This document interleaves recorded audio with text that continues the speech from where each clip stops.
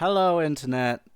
My name is Matt in a Hat, and it's been a while. It's been a while since we've been able to be here for you live. We are back with some Pathfinder 2 Kingmaker today, and it's wonderful to be here with our amazing cast. You'll notice a few little tweaks and changes to our overlay and everything because for those of you that don't know, I lost all of my scenes, and so I had to remake everything. And when you remake things, you forget stuff, and you don't really, it's just annoying. So here I am, and it looks like our chat is not working. That's fantastic. So we might not have chat today because I'm not sure I have the spoons to. I think it's working. Do you see it on the stream though? What I Oh, want. in Twitch on my Twitch window, I can see it. Yeah, he means on the overlay. Oh, I don't really I see see the the overlay. It's fine. I mean, it's not working on the overlay, but we'll Okay. fix it later. Yeah, we You we, we can see won't. it. You can see it just fine in the window. Okay. Um. Sweet. Well, let's take us over to that. Yeah. So we are back anyway with our fine cast of folk, and because I've had to redo all of the scenes, our audio may be out of whack. All right. So if anything or anyone is too loud or too quiet, please let us know so that we can fix that, okay? So, because I haven't tested this, we will fix chat for next time, but for today, we might have to just not have it up on the overlay. But it will still be on Twitch, so at least you'll see that. Um, you do matter. Welcome on in. Thank you guys. Welcome on in, Silverwolf. Thank you for being here as always. Yeah, so let's catch up with our players here, our good friends from over the sea, to see what they've been up to over Christmas and New Year and January and whatever else they want to say. We'll quickly catch up with them. Just give us a quick summary, guys, of where things are at for you. Um, don't go too far down the rabbit hole. Just give us a quick snippet of where you're at, and then once we've been around everyone, we'll check in with the characters that you're playing, and we'll introduce them again. Yeah, that'll get us underway. So let's start at the moment with the top of the list, and then we'll go down the list, and then when we get to the bottom of the list, we'll start at the bottom of the list and we'll go up again. So that's what we're going to do today. So DM next. Hello. Tell us how you are, what you've been up to, how your break was, if you had one. Chaos. Yep. Lots of chaos. I mean, Cyberpunk's chaos. Alien Dark Descent's chaos. Star Sector's chaos.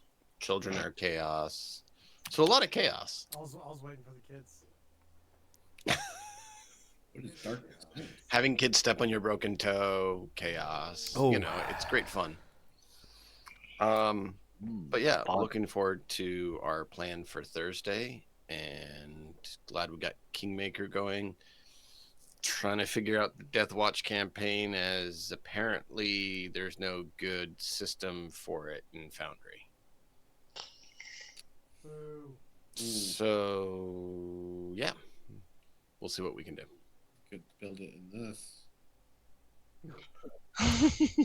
Is that in Foundry? Yes. Wrath and Glory should be on Foundry, and some of the others should be on Foundry. It is, and it isn't. They have a character sheet.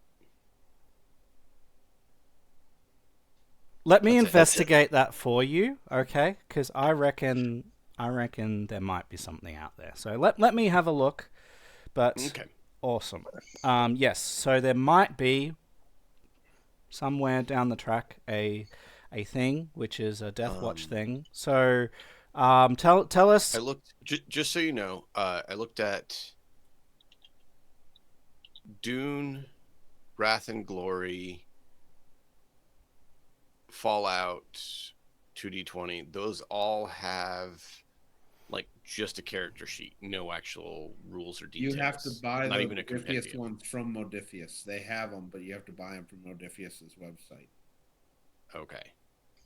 I know they had the Fallout one for sure. I'm playing in Meat Space now, actually. Okay. Yeah. I saw they had it on. Yeah, a lot of the other one. systems have free character sheets and sometimes some basic rules lookups or something.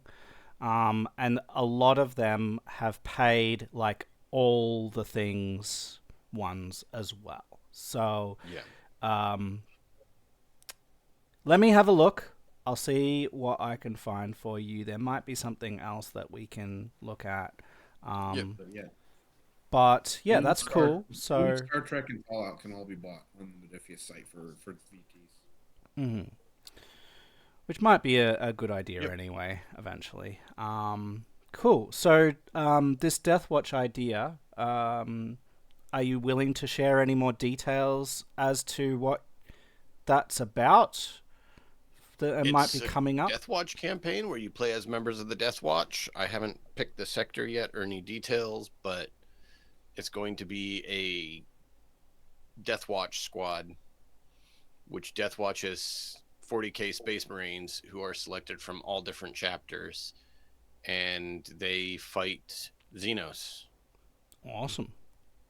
Great. Can I be a Necron dressed up as? Ha ha ha! Oh, I'd love that.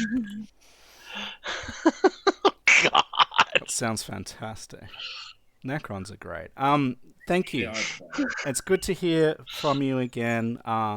We have been watching DM Next do his Star Sector things and Return to Moria things and other things that you've been playing recently. So that has been really good. It's been great to see you.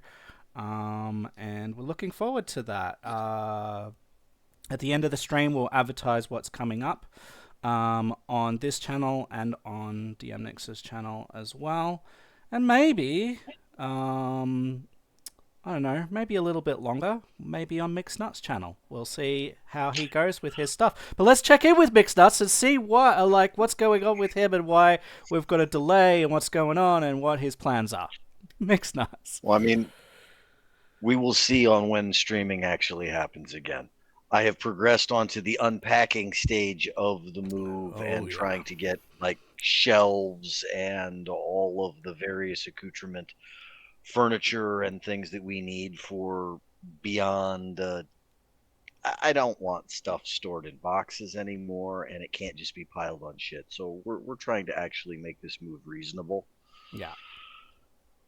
Plus, it also means I got to go through all this crap and throw a bunch of it away, which I mean, it's just fine, but it's just time consuming beyond compare.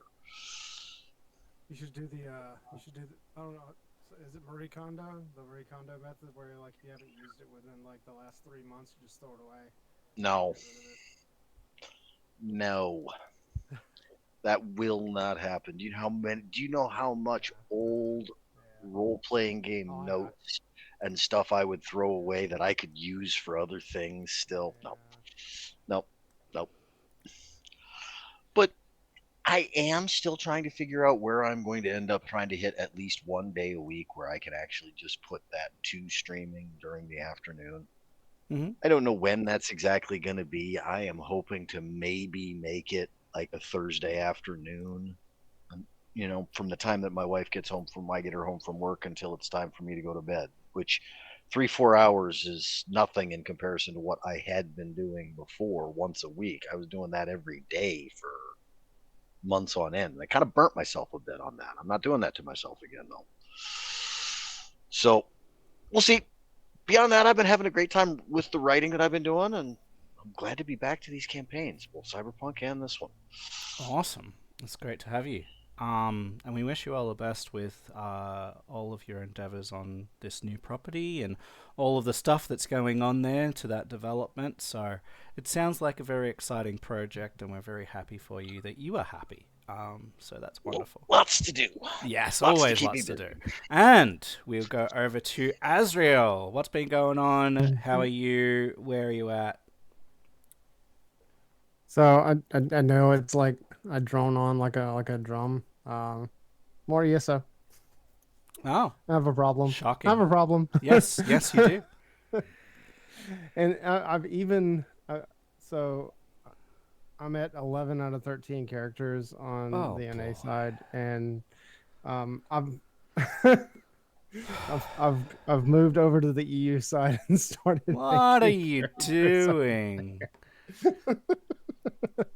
Um, no. So I have a question. Like, so if I move to England, does that mean that I am how many oceans away from you? All the oceans. It's still all the oceans. It's the same amount of oceans, okay? Is it? Oh.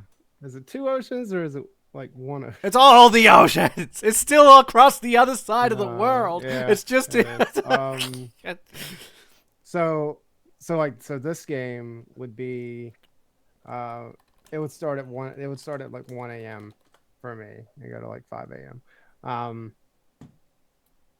Then that would be fine on like Saturday night and Sunday morning or whatever. I've got to figure out a way to do this game on Wednesday morning well, Set and an still alarm go clock. and still go to work. so on Wednesday. yeah, it's So hard. I'd hate to not to be able to do this game.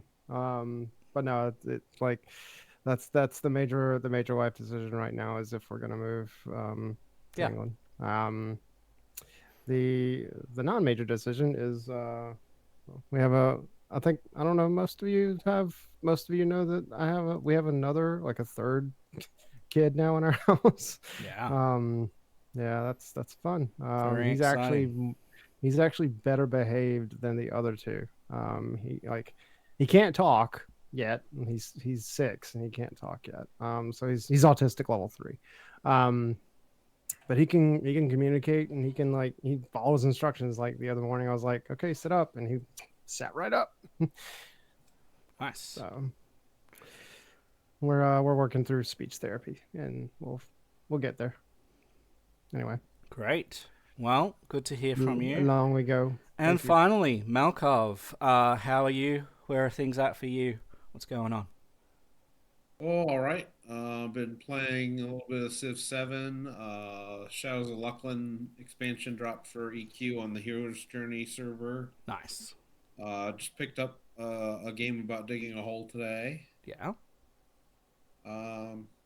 Playing some Western Hero on Sundays, and then Cyberpunk on Saturdays, and Fallout on Mondays.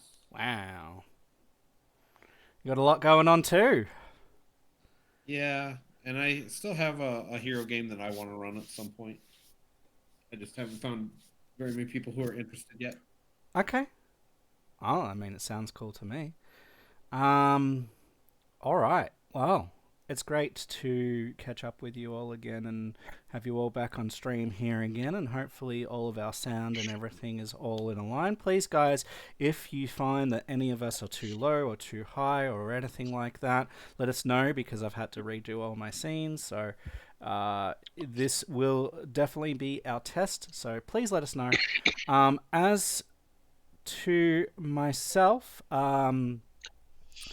I have been busy getting all of my in-person games firing again.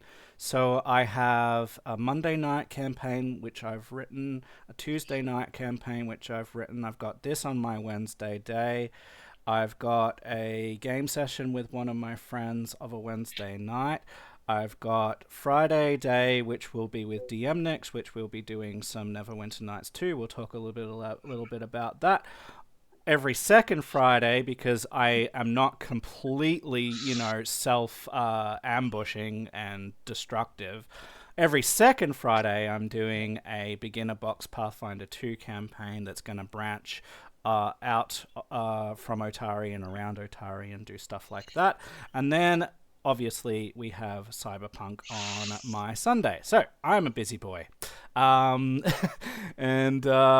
yes, it's been great. And I've been cooking up storms. And I am interested. I haven't figured out how I'm going to do it yet, but I'm interested in maybe popping up an occasional cooking stream maybe once a month or something like that to share my food adventures, which have been going exceptionally well. Cookies, yeah, maybe we will see. Yeah, so with all of that said and done, now that we've caught up a little bit on what we have been doing, let's catch up on the characters. Let's zoom in a little bit to a different screen here. We'll go to Kingdom Maps. We'll go to FNAF here so that we can see pictures of these characters who we're playing. Let's change this a little bit. Alright, so let's start with Kaldor Stoneblood. What has Kaldor been up to over the last sort of 6 months in-game, as we have been managing our kingdom and seeing relative peace and calm in our fine capital? Well, it'd be a combination of helping build up the capital and doing the physical labor that is more challenging for other people to do than me, carrying large stones and logs and whatnot, so that they don't have to get teams to do it. And then interspersed with that, I'd probably be taking my time that every so often go back to the defaced temple, Torag, and start cleaning it up.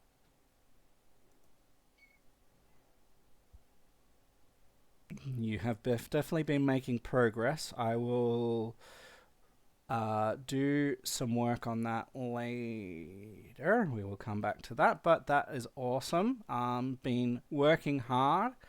I'm just going to be going through each of your character sheets to show these fine people who are watching, our fine viewers, a little bit about your characters as you talk about where they're at, so that they can at least see some stats and things where you are at. So this is Kaldor Stoneblood, and yeah, we will be seeing more from him coming up. And we're going to go to Lucas now. So let's move him over. Go over to him. Lucas, what has Lucas been doing over the last 6 months or so in game? He has been simultaneously trying to improve his leadership skills, since he's part of the founding council. He's been trying to do that. He's also been sleeping really poorly. I think he's just all the stuff that we've been running around doing, dying multiple times, being resurrected over and over again, knocked out, shot at, actually killed. Yeah, that's all kind of gotten to him. So he's been not sleeping too well, but he's also been taking the occasional, I don't know, like how long have we been out? Like a month? 6 months we've been. 6 months? Okay, yeah, that's enough time for me to get like 3 or 4 visits into she who shall not be named. Okay. She who thirsts. Just been like talking to her. Okay. Just so that you know, you have a skill feat and a general feat that you have not yet selected. So you might want to do that before we get too far down the track, otherwise you're going to be without some features. Yeah, I don't want to do that. I'll look at it now. Thank you. Cool. No worries. Let me make sure that Keldor is fully rested as well. Okay. So that being done, let's pull you back and go over to Vara Redhorn here. Tell us about what Vara has been up to in the last 6 months.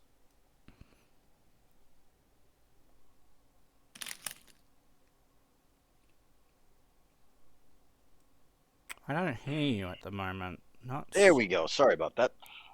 Vrar has more than likely spent as much time as he could helping when asked or forced for doing things. But to be honest, Vrar lives up to the lazy lizard lifestyle as much as he can. If he could spend his day laying around in the sun doing nothing, that's like, as far as he's concerned, the best possible thing that he could do. If he doesn't have to go out and fight and kill something and risk his life, he should rather be eating, drinking, sleeping, nothing strenuous if he's not going out to fight to kill things. That's what he thinks his only role really is. His job is to go defend stuff. If somebody forces him to lift and carry stuff, which I'm sure Keldor is going to drag him along if he sees something that he needs a team for, he's not going to complain about it. He'll go and help, but he's not going to volunteer his service unless somebody, unless it's of benefit to him. It's just not how he is. Other than that, probably trying to get to know as much as he can about the soot scale kobolds that are here, considering that's probably the only chance of him finding a mate anywhere close. All right, and it looks like you have a level 7 general feat that you need to fill in, please, as well. I thought I selected that already. Well, at least on my screen, it doesn't show. All right, and finally, but not least, last but not least here, we have Thekid and Hordem. Let's actually change this to that one so that we can see his name all the time. So Thekid, tell us about what you've been up to, what's been on your mind, what you've been doing. Well, probably crafting as much alchemical things as he can, and then helping out with the alchemy shop in town, as well as with the healing endeavors. Other than that, that's pretty much it. Talking and studying lore, doing alchemy. It's pretty much Thekid. Lore and alchemy.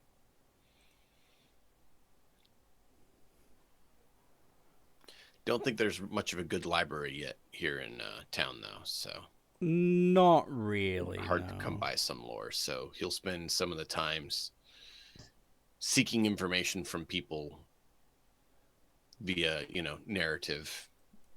But other than that, he knows lore is going to be a little bit short. All right, very good. Let's also have you be well rested. Excellent. All right, well, that should be everything. We also need to heal up our fine companion here, Lindsay, and we also need to put her at level 6 because she should be 1 level behind us, not 2. There we go. All right, so that is her, and we rest her. Boop. Excellent. Okay. So, a lot has happened. We have met twice off stream to continue going down the rabbit hole of kingdom turns, and we did that for 2 sessions of about 3 hours, a little bit more than 3 hours each. And at the end of all of that, after doing, I think it was 6 or 7 kingdom turns, we came to a group decision that this was perhaps too much extra work for us. We liked some of the concepts. We didn't like a lot of the execution of this system. There's some really cool ideas. There's some good things. There's some not so good things. But for us, because we are meeting digitally, and because we are only meeting once a week, and because none of us really have time to meet more than once a week, it's just not going to work for us particularly well. We decided. And so what we have said is that we're going to activate the Kingmaker Kingdom in the background setting, I guess. And what that's going to mean is that the kingdom is just going to be growing and changing by itself. Very occasionally, there might be a kingdom event that comes that affects the characters, and we'll talk about that as it goes. But for the most part, we don't have to go through the very long process of keeping all of these records and doing all of this extra stuff. So we did give it a pretty fair shot. We ended up, I reckon we did in total. What do you guys think? Probably 12, was it? 10 or 12? Yeah, something like that. Full sessions, basically, or half sessions of kingdom building. So we gave it a fair shake. And, Too much not at the table. yeah. The juice just wasn't worth the squeeze. Right. Yeah. So, we've decided to put it in the background. No shade on the system, no shade on the fine writers of the system. It's just not really going to work for us as far as what we do streamed. Instead, it's going to sit in the background, and what that has meant for us is that the kingdom has grown significantly more than we had it. Again, no shade on us. But this is now our kingdom, and we can see that we've got lots more things going on. So we have a new town that has been growing called Olegton, which has grown out of Oleg's trading post and has spread around the local areas there. We have Tatselford, which has grown significantly more than when we had last visited it, has made a lumber camp. Olegton has a couple of farms, including a moon radish farm, for, just there. Our capital has grown, and we have managed to make roads all the way from our capital to Olegton and to Tatselford and to the meeting of roads up here that comes down to Varnhold. We also have established a new village over here at the shores of Silver Lake, and it's called Silver Shore. That is there, and there's also a founding of a new village over here in Huntvale, and they have been trekking backwards and forwards to the statue of Eristil to like help out with what's been going on there.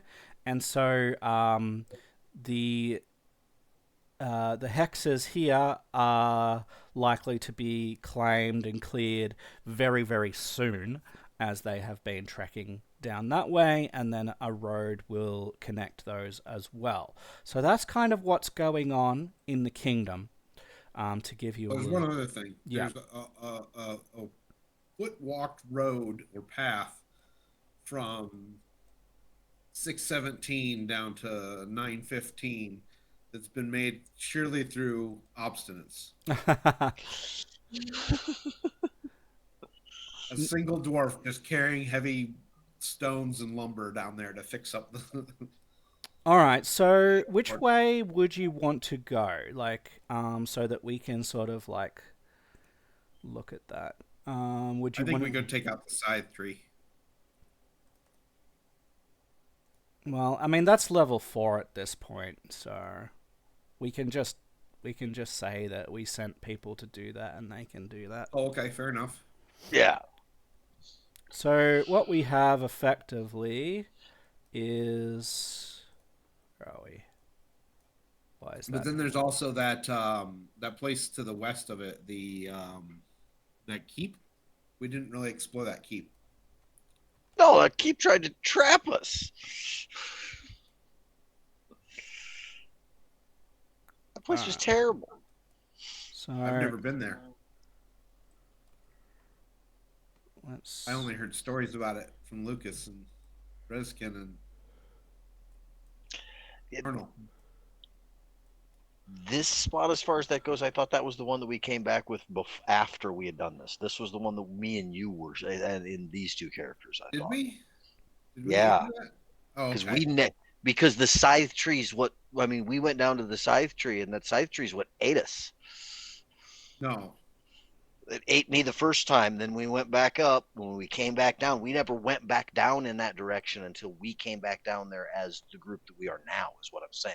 We went down there as The scythe tree Tarnal. isn't the tree that ate us. That was the No. Tenderlicus. I know. What I'm saying is, when we went down there to where the scythe tree was, we went down there as Tarnal and as Reskin, Yeah, only like to level that scythe 3. tree area once, and then we never went back down to that area again ever.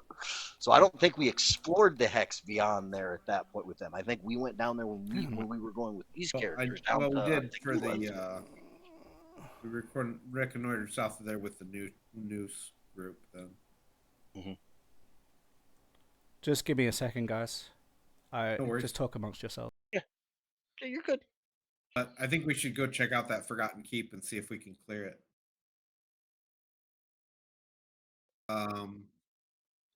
We also probably should take care of that whatever that thing is off to the east that is described as death in the cave. Yeah, I mean, one of the things that we do have to look at though is that we know about things as the few things that we knew about as the character. In the 6 months that we were gone, there may also be things that Matt has to tell us about that may have become threats, issues, and problems once he ends up getting back. Yeah. I mean, as he just said, I mean, what we thought was our biggest obstacle that was that murdered us so badly before. I mean, it's level 4 creature at this point. It's a level 4 challenge. We're level 7 at this point. We would stomp right through that at this point. I would hope. But then we could go if we do get that cleared out. We can go up to Teresian. Teresa's Grove, which Get the wasn't feather that where? tokens to take Yep. them back down to where was it? Old Delicate Beldame. situation. No, it's at the crossroads there. Where was it? That's where we got to plant feather tokens. Is in a delicate situation. 617.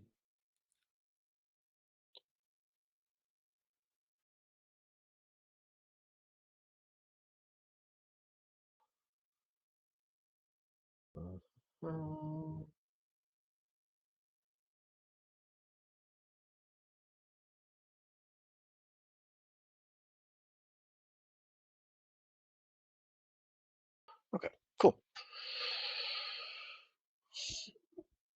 So, after having chosen to spend 6 months at this place, I mean, would we have decided to have? I mean, are you planning on setting up to actually stay within the capital overall? Have you set up a home specifically? Is this anything that anybody here is actually doing? Because to be honest, Vrar is just as comfortable crashing on whatever couch somebody allows him to flop over on at the end of the day as he is anything else.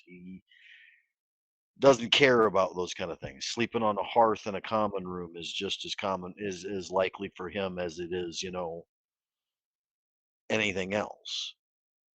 But I mean, would he assign himself a home here or set himself up with a house?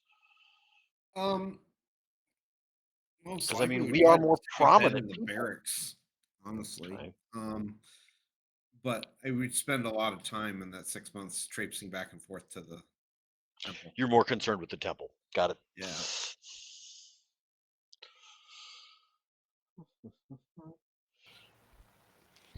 As for Thekard, I mean, he's been working with the alchemist, so might just see if he can get a room there. That's more of a colleague agreement than almost anything else.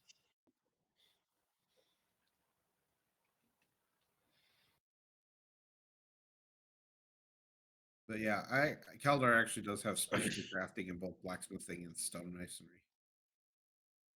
And then I took knowledge of dwarven crafting and engineering.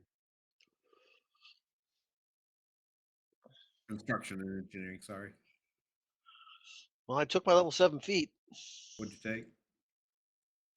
tumbling theft. So anytime I tumble through somebody, if I'm tumbling in combat, I'm going to intend to steal weapons or shit off of them as I go by. Yeah, I took toughness. What? Okay. Sorry about that, guys. Oh no, you're alive. Everything all right? Yeah. My housemate's car has been out of action for a little bit, and he's just getting it looked at. So I need to just move my car, which is right next to it, just so that there's plenty of space, so that if they need to jump it or do whatever they need to do, there's more space. Sounds to me like your roommate saying, "Please move your car so that the people we have working on it don't damage your vehicle." Yeah, that too. That too. So anyway, yeah. Cool. Let's orient then. We've been discussing where it was that we've been basically choosing to stay within the capital. Thekard's sleeping wherever the alchemists are allowing him to, since that's where he's been working. Vrar is the can I sleep on your couch or the hearth of whatever place he can crash kind of guy.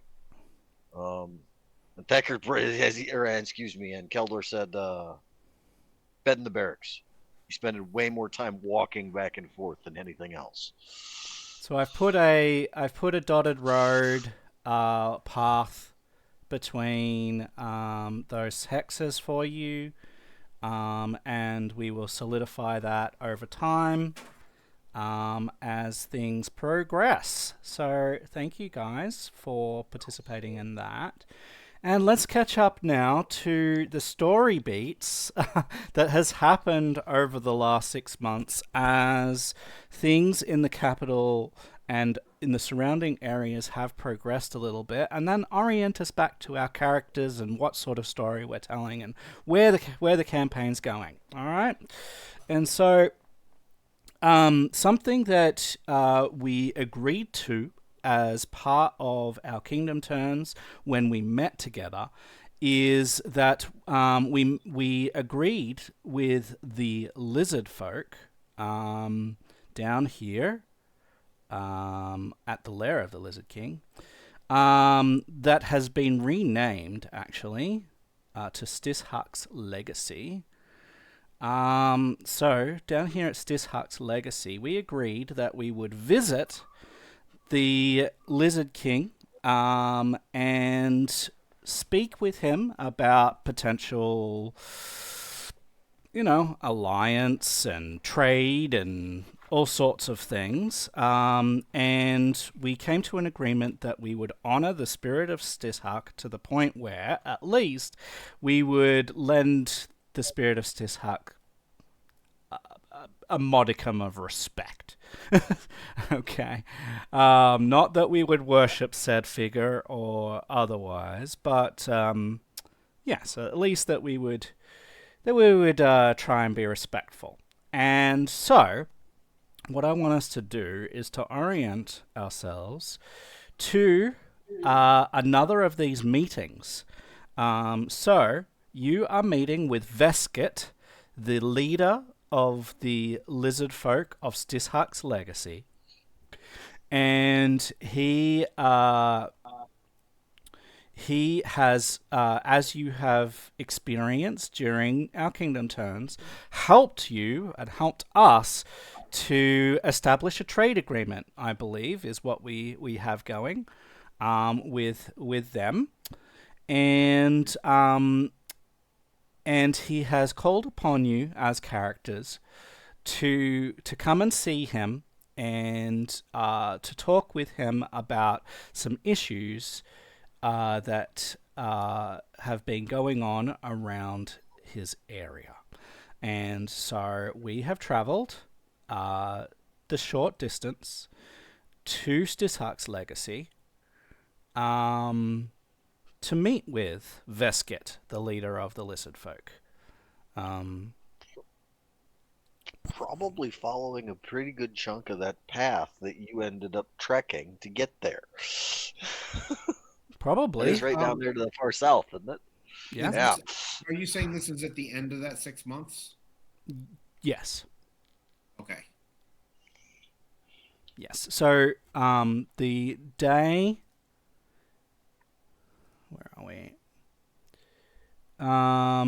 It is now the 2nd of Aridus 4722. It is summer. It is the end of summer now. So we've seen a passage of time.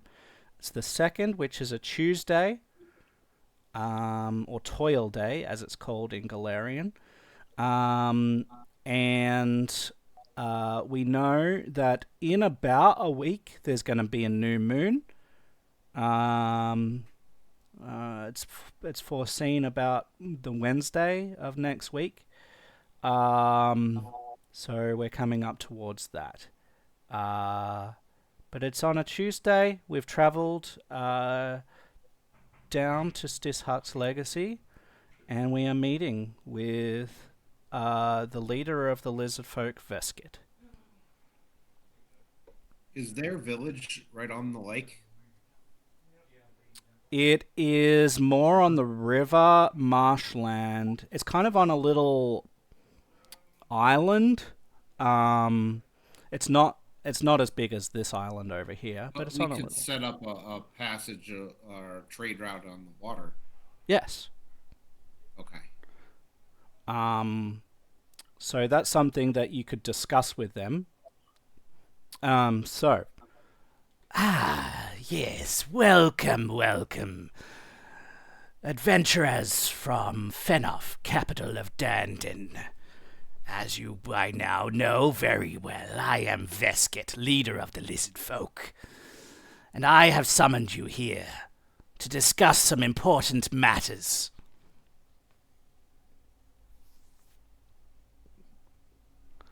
Okay. Do you find yourselves well rested and fed? Yes, we are. Thank you. Wonderful. Vrar at that point will be speaking through the mouthful of food that he's been offered at this point, probably. Good. So what is it we can do for you? There have been numerous things that we have been concerned about. The spirit of Stisshak has been unsettled of late. It has been whispering to us about goings-on nearby, and in the spirit of some sort of cooperation with the fine folk of Fenoff, and indeed the greater kingdom of Dandin, we have been considering what sort of trade agreement we might be able to provide and what sort of passage we might be able to procure for said trade. And as you may be aware, we have a perfectly good river and lake nearby, but there is a problem. A problem that has become more and more apparent of late. There have been unsettling signs, let's say, that have been coming from an island in the middle of this hex just here. There have been glowing lights, unsettling moans, and other strange occurrences. Some of our folk have even gone missing of late.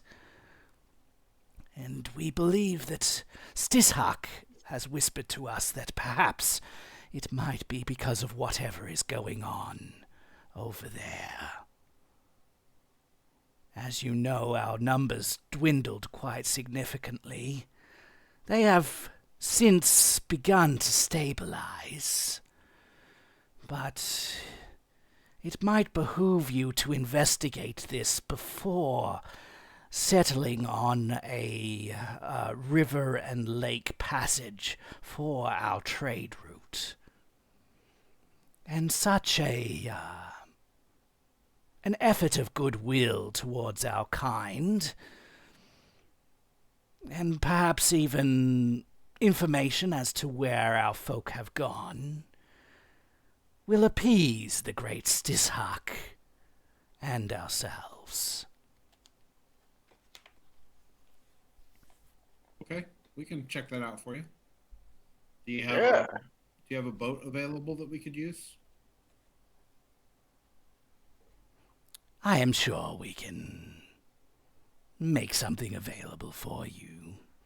We would caution you, however. We do not know quite how dangerous it is, as none of our scouts that have gone that way have returned. We assume it is relatively dangerous. Ooh, fun on the water? This is a better day already. I'm gonna look, Deckard. Can you make water breathing potions or something? Mm-hmm. Joe, you're alright if we use your number?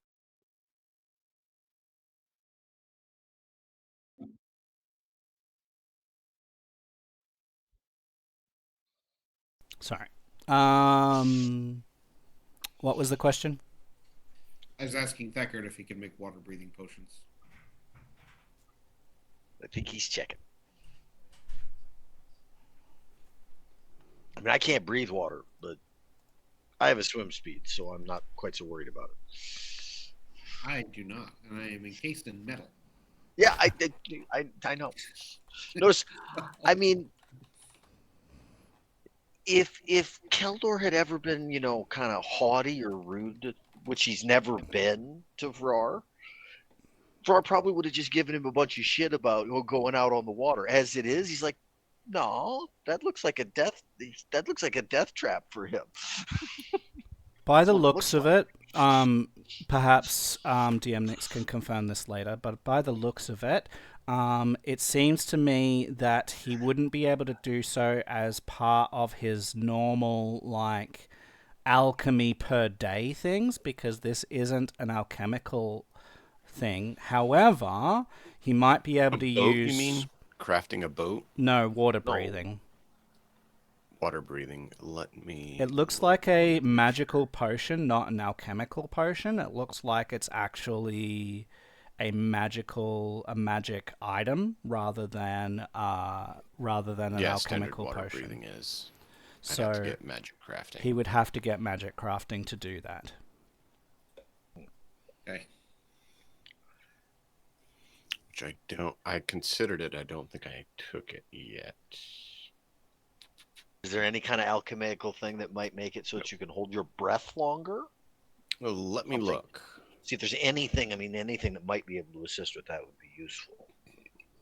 How much are water breathing potions? I was looking at some other stuff. We're not far from Fenoff. It's 11 gold pieces per potion. And how long does one potion last? It is the equivalent of a second rank water breathing spell, which is 1 hour. Yeah, because it's potion of water breathing, therefore it's magical. It's not magical, alchemical. yeah. So it's someone that's casting a spell Um, into a bottle, and then you've got that. It's 11 gold. I can 11 afford 2 of those.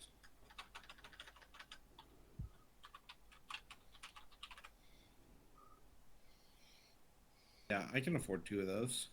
Nice.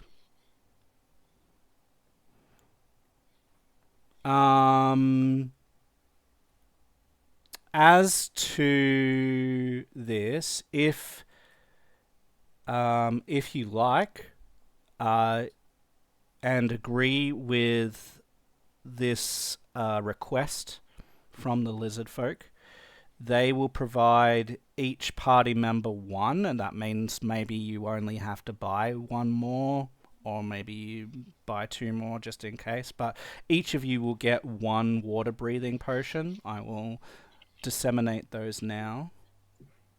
Thank you. Oh, very much appreciated.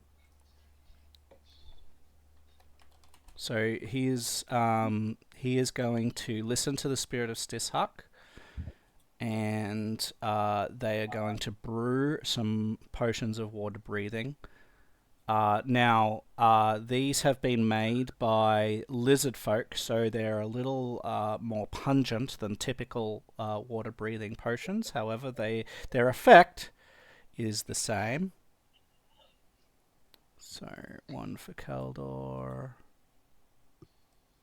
Did it really need that level of heron shit in here? Really? Potion of Okay, water whatever. breathing. Yep, so 1 for overall. You've never seen shit drowned, right? Oh, 1 for Thekard, and 1 for Lucas. Where'd you go? Any further ones that you want to purchase will be at your own expense, but they have provided 1 each to each of you. Can I buy 2 more? You may, yes. Okay. I will do so. Um, I'm not seeing any alchemical options for that. yeah. Sometimes there's not. Alchemy Correct. gets us a long way, but sometimes there's things Not that you everywhere. can't do. 11 gold a water breathing potion. If you want more than 1, you get 1 for free, which has already been added to your sheet. Okay. We're going after an island to the east. In addition, the lizard folk have a warning for you. They say, our far-reaching scouts and some of our other tribes have recently sent word that there seems to be something strange happening in the lands surrounding us. Perhaps not super close, but uncomfortable nevertheless. It seems that when certain creatures, animals and beasts and other things, when some of them have died to either hunting or old age, there's been and he sort of struggles with this wording a little bit. There's something unnatural is happening. Their bodies have exploded out upon death, and some sort of marauding plant creature has exploded out of them and devoured anything nearby. Look pointedly at the wood growths on Lucas to make sure that they have not expanded in any way. That sounds unpleasant. You might need to just burn Lucas at the stake to make sure he doesn't have that problem. That sounds terrible. Are there any notable sounds or smells that they reported to warn us of them? We have only recently heard of these reports, and those that have witnessed this have been at a significant distance from it. Otherwise, they have been devoured by it. So no, I'm afraid we do not have any further information. Just that, and it's not all creatures, it is just, it seems to be random.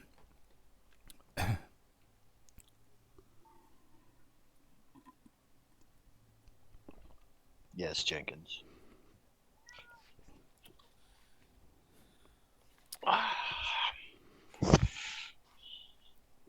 We do not know what to make of it, but hopefully it does not extend to this area. You ever heard of anything like that, Deckard? Like, almost like it's a disease? Again, That's weird. the lizard folk don't really know anything else, so it's more of a I'm just rumor. that's fine. Brar just thinks out loud, even things he probably shouldn't. 28. Deckard, you heard of anything like this before? Okay, let me check on that, please. Yep. His whole thing is lore, so I figured that would be appropriate to do. Mm-hmm. Anybody would know in the group, it's the bookworm. Sure.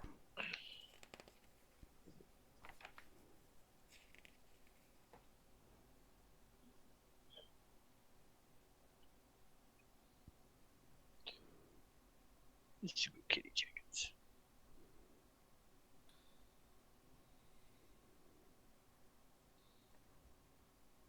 So is Jenkins fully adapted to his new home? Oh yeah. Yeah, there's a like a corner wedge that's kind of behind all these boxes that are right behind me that we've been basically like throwing the excess blankets that we do want to have still out, but didn't, he's made a nest in the middle of them back there on top of it, basically. Of course he So, is. as soon as we do actually need them, they'll probably all have to go through the wash again because they'll have cat hair all over them. It's not a surprise. But the thing that I find the most entertaining is that any time that we let dog out, little blind dog that's up here, Bobo, Jenkins will follow the dog to the door. And since Bobo he can't see, he knows the route, but he'll walk right up to the wrong part of the door, like where the glass is. The cat will meow and he'll turn and then walk towards the cat to come in the fucking door. So if we're not standing there, the cat's making noise so the dog can find his way back inside now, which is hilarious. That's awesome. Mm-hmm. They've Sounds like you get adapted. along. It's very So am stressful I. when your pets don't get along. So am I. I mean, there was like I think there's been one little hissing, spitting thing that Jenkins did.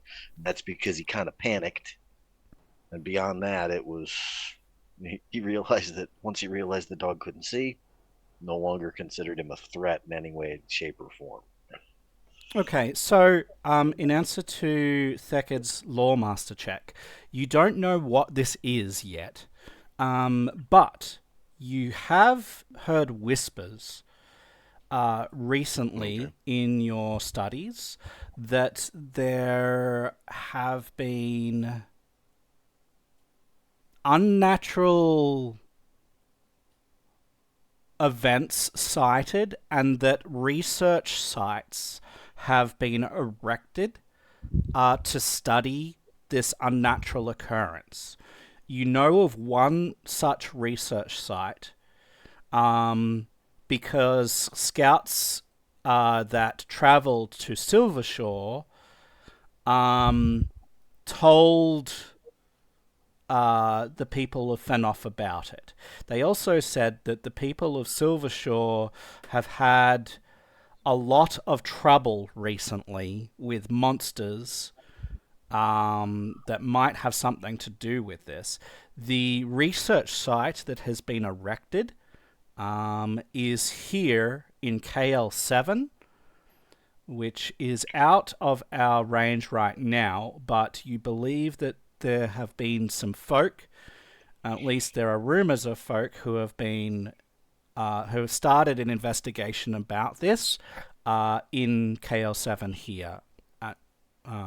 So if you want to find out more, that is the most likely location to your knowledge right now.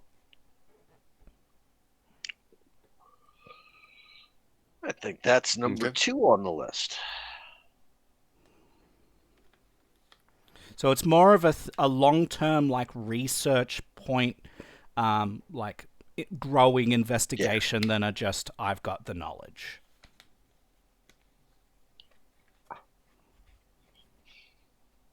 Goofy boy. What are you doing, cat? Okay, Cannot so sit on the keyboard. the lizard folk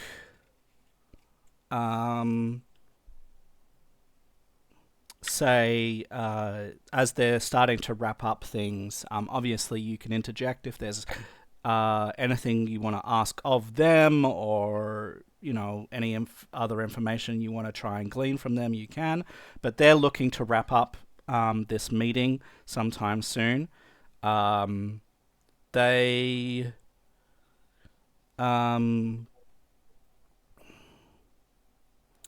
so Veskit is starting to wrap things up, and he says,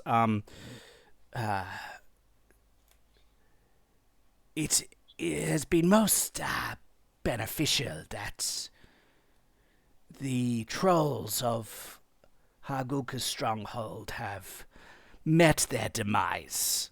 And we have noticed recently that a certain member of yours has been traveling south to further make that area more, shall we say, hospitable. Yes, I've been rebuilding the temple to Torag.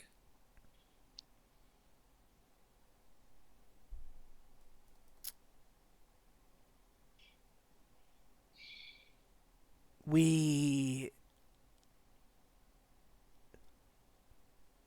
have seen some of our scouts have come back claiming to have seen a dragon nearby. You might want to be careful just in case. I appreciate the warning. What color was this dragon?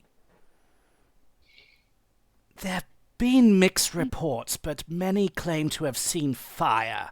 So it's more than likely to be red or perhaps gold. That's concerning.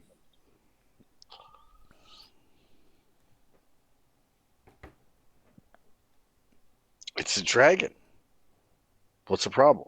All in the spirit of cooperation, of I look course. awestruck at the moment. It's a cultural thing.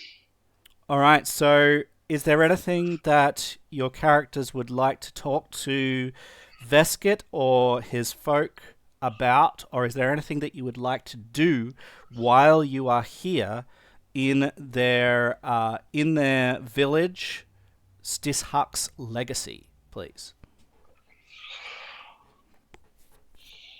No, not really. What time of day is it? I reckon it would be. Let's see. Most of this is roads now. Maybe shortly after midday. Then I'd say we carry on. We've got plenty of daylight. Well, they said that they could arrange a boat for us, did they not? Yes. Some sort of.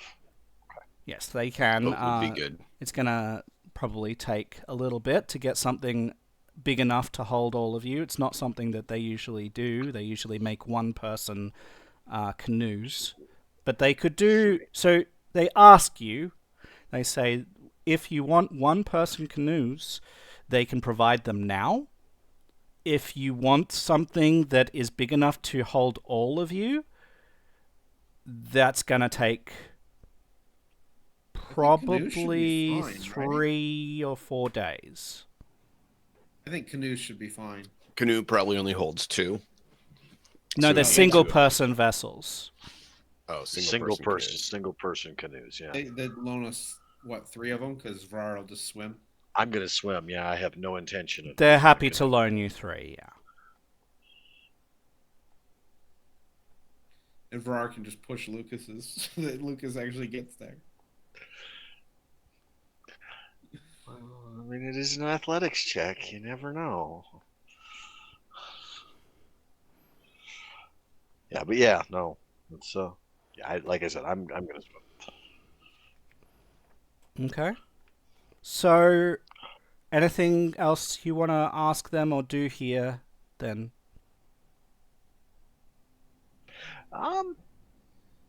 Other than for them to keep an eye out for the dragon and send reports on it immediately.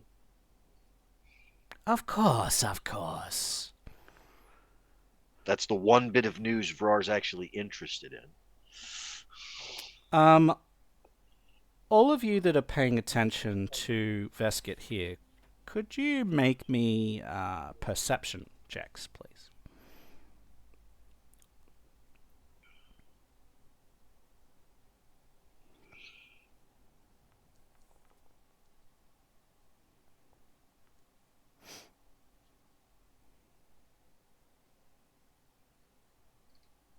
Wow. Did it not roll? Kaldor got 34. Okay. Didn't see it pop up. That's weird. Okay. Pretty good. Pretty good, guys. Yeah. All right. All of you... Yes, all of you will notice that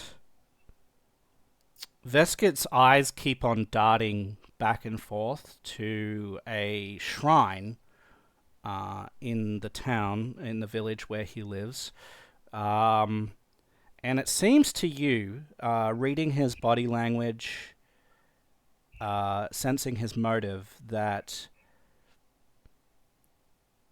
he and his tribe expect maybe some sort of Religious gesture. And it feels to you like if you leave without doing that, that could be offensive to him and to them. I would like to make a religious gesture that would not offend Torag by doing so, but would honor Stisshak. Okay. I don't know what that is, so I just rolled religion. That's fine. Yeah, no, you're easily able to do something that doesn't offend Torag and is still considered to be respectful. As we're getting ready to leave, I'm just going to turn and look and say, what is Stisshak mainly, like, if you were to describe what he says in 2 words, what are they?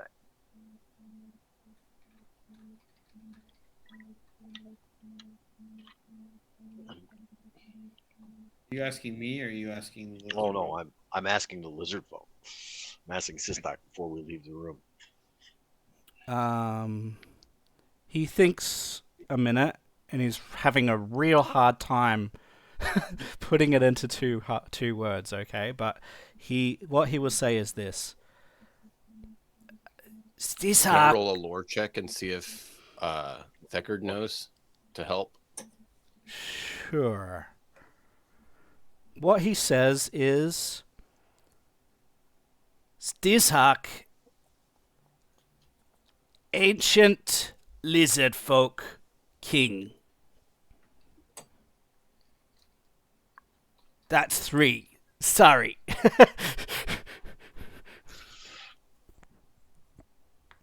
Honored ancestor. yeah. Okay.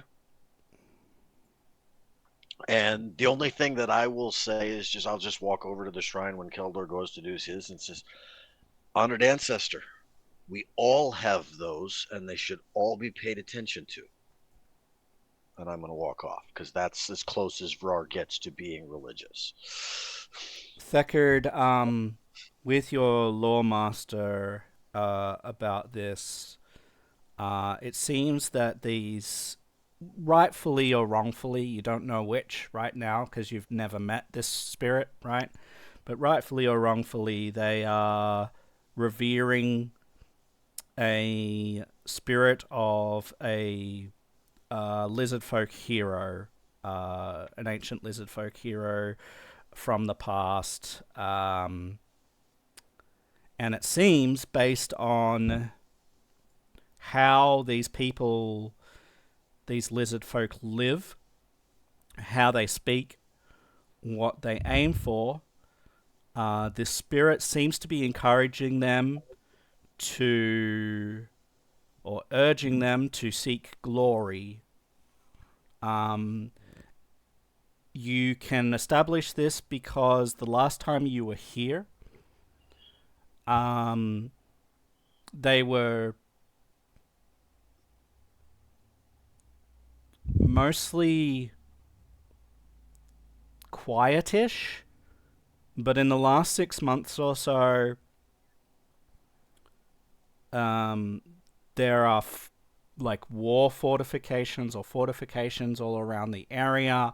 There's a building that has been designated as like an armory for weapons and armor and things like this that they're creating. You can see evidence of more scouts and more fighting prowess amongst their people than what there was the last time you were here. And so all of this leads you to believe that this spirit is encouraging or urging them to go out, be heroes of the land, seek glory, these sorts of things. And Kaldor, you can back that up. You notice all these things with your religion check as well, and you use this information to make your gesture be appropriate for them, and they appreciate it.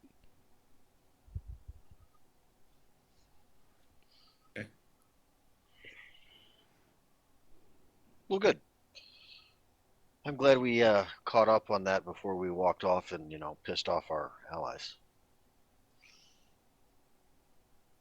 Yeah, that's why I thought I'll give you a free Appreciate that, Matt. check to see whether your characters noticed, and they did, so they were able to perhaps save some face here. Yeah. Well, I mean, like I said, we're going to go check these canoes out, set up in that area, figure out what we're going to do. How long of a trek is it? And are we going... Hold on. Let me go back to the map. Not very far. Yes, but is it against the flow of the river or with the flow of the river? Because it determines on how hard of a swim or paddle that's going to be. We might be better off portaging the canoes up the river a bit and then just crossing out if we have to, if we're against the flow of the river. Okay, so the source of the river is here, and it flows down to the lake. Oh, okay. I believe. Yeah. Yeah, good. That means it's taking us in the correct direction this way. Yeah, because this is we're going all towards higher. This is all higher ground here. Yeah, this lake is kind of one of the low points in the terrain. Correct. Yeah.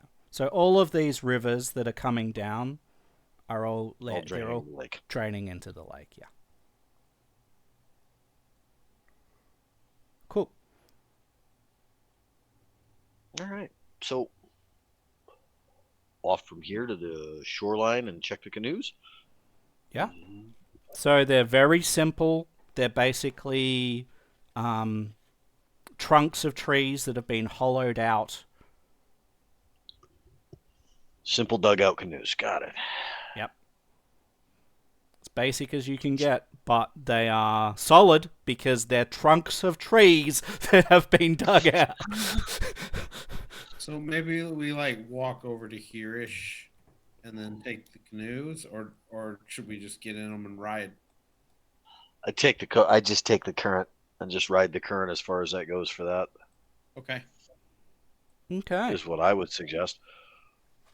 cool. Which everybody gets a one-man canoe. I'm swimming which means I'm tied. I've got a rope tied to your canoe just in case. Sounds good. I think that's the last time I'm going to walk away tonight. I don't know, but that should be the last time. You all right? Yeah, I'm fine. It's various things. It's like I had to give my dog medicine just now. So basically, you get a cobalt-powered outboard motor. Oh, I don't intend to exhaust myself while you guys are just drifting down the current. I am, in most cases, probably going to put myself middle distance between Theckert's canoe and Lucas's canoe and rope on the one and just swim along, float along on my back for most of it if I can help it. Okay, so we're gonna go over here. Why is there still an encounter over here? Jeez. Hey, DM, I don't know if you can kill that bot that just popped in the Met stream. I can kill it. No, I don't. He's not made me a mod, so I can't do that. Okay. No. I just figured I'd speak up about it so that you knew. Somebody knew. Oh, there's the Crowfang banhammer. Thank you, Crowfang.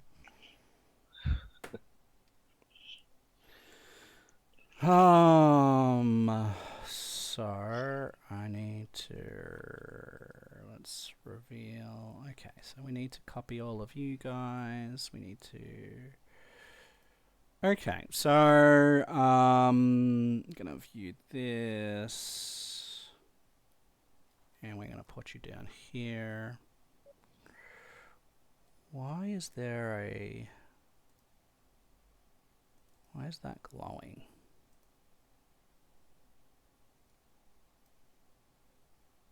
Who is that? What is glowing? We might have to look at that in a minute. All right. It's difficult to tell where the lake ends and the island begins. You have successfully navigated the river, and you have paddled your simple canoes. This island seems to be surrounded by dense tangles of reeds and greenish scum that floats on the still water. A dilapidated pier extends from the island's southern shore. And that is where we will be. So, activate this. Boom. And your... As soon as I step onto the docks, I'm going to pull my weapon out. Mm-hmm.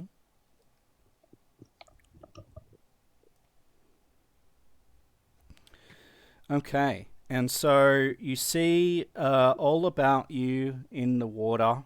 You see tangles of reeds and greenish scum that floats on the water.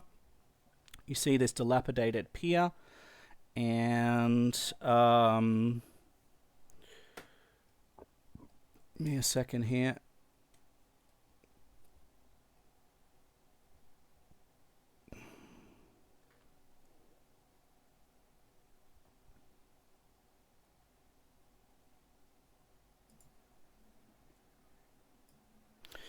You see numerous trees and shrubs and other things.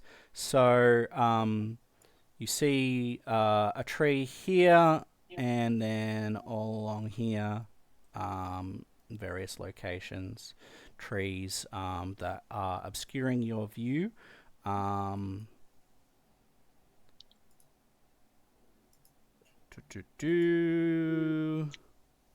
Should I go have a look around, guys?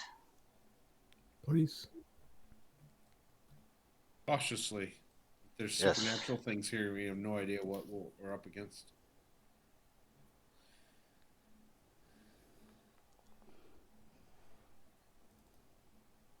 You got a comment? Oh, okay. Damn it. Back that up again so that I can get just the one.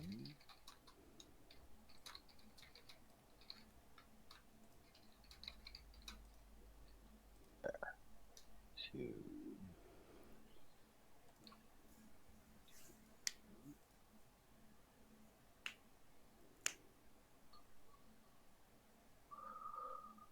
All right. Oh, I'm gonna get to about there and start peering around the trees. I'm stealthing and hiding as I'm going along, creeping along. Okay, so I'm going to get you to here then. Okay. Or there. That would know where I advanced to get. And as you get there, something will happen. Oh yay! Yeah. The tree that you walk past suddenly shambles to a standing position and makes a vine strike against you. You are off guard to this. Yeah, I am. I don't Mhm. expect a More of this vegetation to try to give me a fucking wet. I don't want the vegetation to give me a hug. What the fuck? Yeah, Ferrari's not happy looking right now. Not looking happy looking. Oh! Come First roll! on. First roll! We can't see what it is. Private. Oh my god. I just got crit, I'm sure. Yes, you definitely got crit. Oh boy.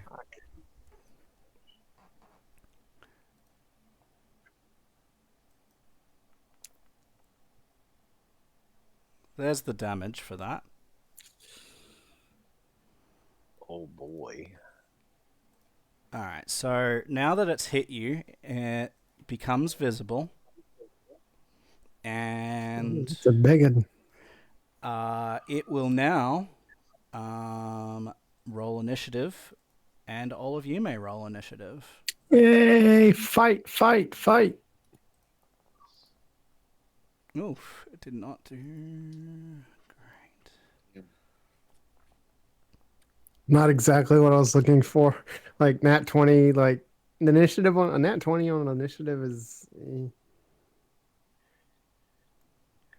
I'd rather have a nat 20 on something else. What the hell? Well, I rolled a 1. you did.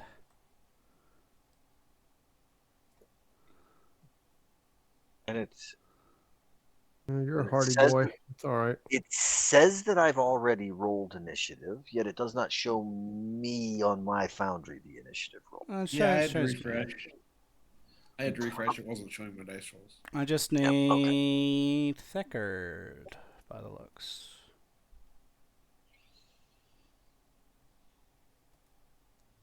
There we go. yeah, Also, I'm sorry about that. an encounter. My toe's acting up a bit. I have to reduce the volume of that. There we go. Slam your fingers in the door. You'll forget about your toe for a little bit. Yeah. Oof. That was the look of doom. Oof. All right. So as it whips out a vine, it slams you, Vara, with that. Let me see if there was any other effects to that. There is not at this stage. Yay. I hope not. All right, Lucas. Yeah. You I see will- this tree that was just randomly there just come to life and just zoom on your companion Vara. Tree encounter number 3 Yeah. Yeah. from Lucas. That I need an axe. I need napalm. I need. Yeah. I need Agent Orange. I need I'm to looking talk for to the- Agent. I'm looking for Agent Orange right now in my pack. I don't think I have any though. I don't. Damn. I got the hammer. That.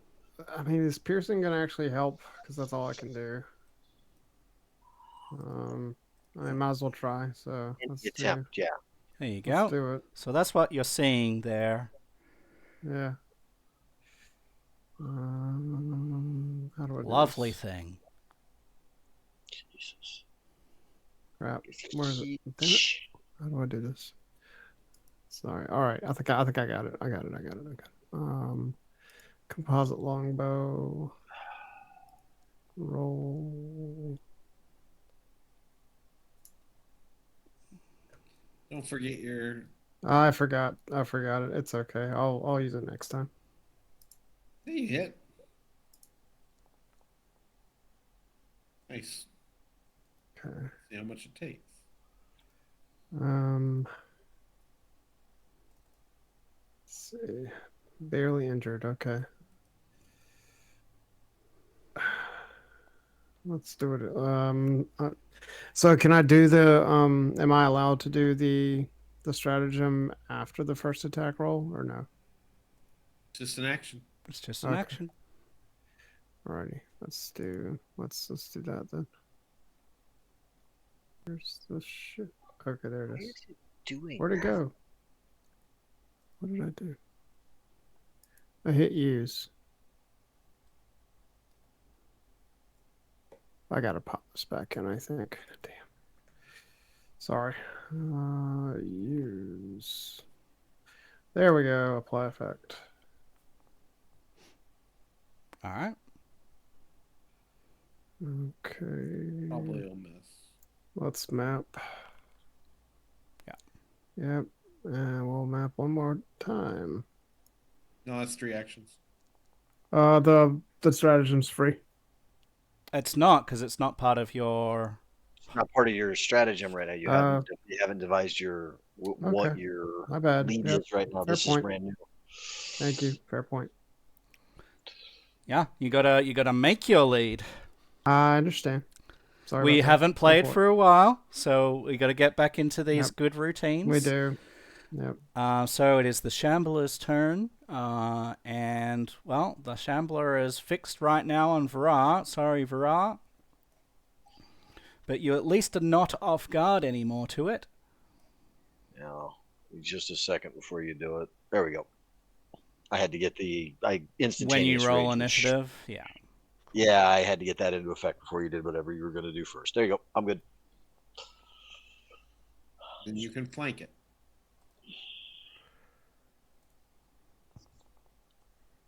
If it doesn't kill you. So another 17 points of damage to you. It will then attempt to grab you. Successful at list grab. If used after a strike, the monster attempts to grab. It neither applies nor counts towards multiple attack penalty. Failure. Alright. So that's 2 actions. And then actually, what is the range? 10 feet.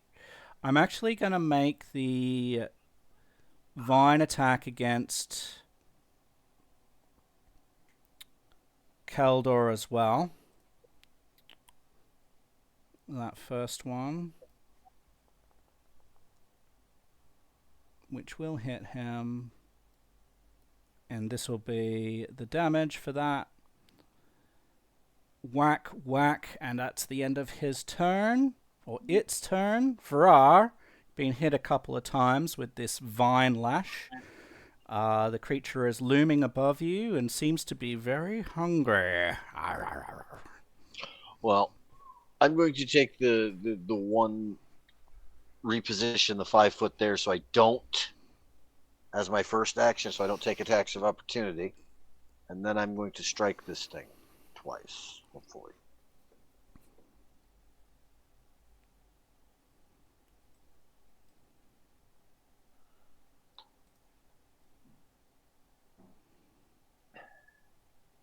Well, I was swimming until we got out of here, and I didn't say that I put my pick in hand. Correct. So I guess I'm only going to hit it once. Correct. However, it still showed these two as sheathed. Hold on, I have to sheathe these darts and shit, because otherwise it's not even giving me the option to strike with the pick. There we go. So step to there, hit once. Yep, you hit it just normally. Oh, thank you. I'm sorry I didn't target it. It's fine. Again, it's been a while since we played, so a lot of these things are. You didn't hit it with your weapon either. That was unarmed. I mean, I clicked the strike on the Trollhound pick. So how did that come up as unarmed? Maybe just roll damage for it. I will undo the damage. There you go. Yeah, that's a substantial difference. Yep. Weird. Okay. All right. That's turn. Sweet. That's all you can do. Keldor. Step 5 feet, and I am going to strike down. Strike down. Oof. That's a crit. Nice.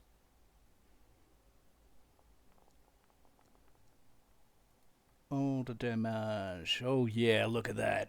Jesus Christ. Shattered.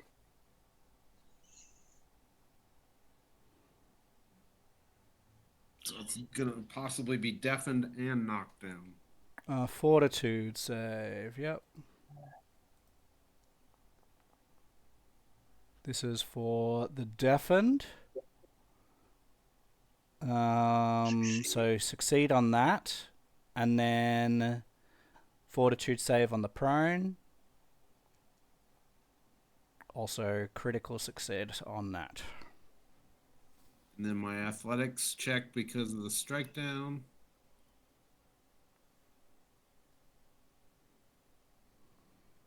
Okay.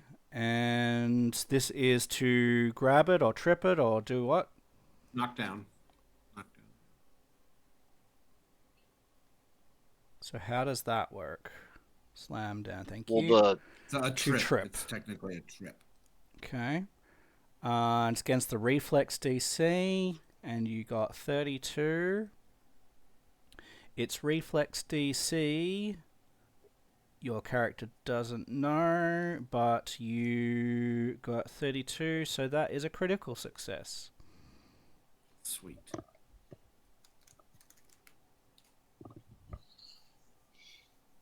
Which...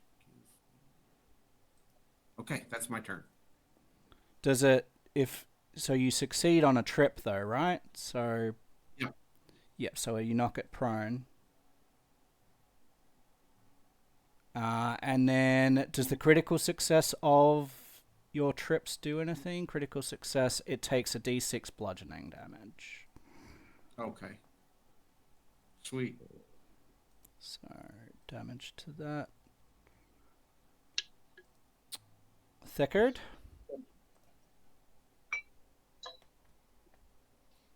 Bomb him!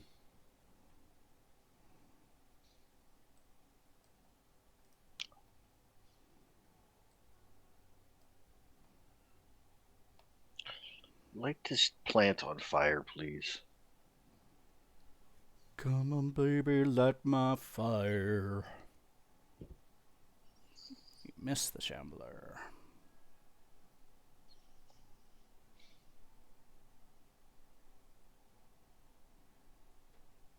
Why are you clumsy? He's encumbered. What? Why? I just noticed that. Well, remember, you got a potion added to you that you didn't have before. Other than that, I don't know. Yeah, I mean... Oh, the daily alchemy bumped me just over. And they're... After the yeah. fight, you can hand me some stuff to carry for you. Again, this is characters that we haven't played in a while. And it's not like we took a whole lot of time to do prep work right at the dock. I asked if we wanted to There go you out go. and wanted me That's to how I scout, would have and I done it. scouted. Can I add the +1 and have that count, Matt? What's this? Why? What would you? I What? just had to move Clumsy. something into the backpack for it to work, and it got rid of clumsy, and that bumps it up by 1. I will be kind on your first day back, but I guys. apologize. My foot hurting is distracting me too. So I do apologize. I am sorry. All right, you will hit then. Go ahead. Actually, 1 second before you do that.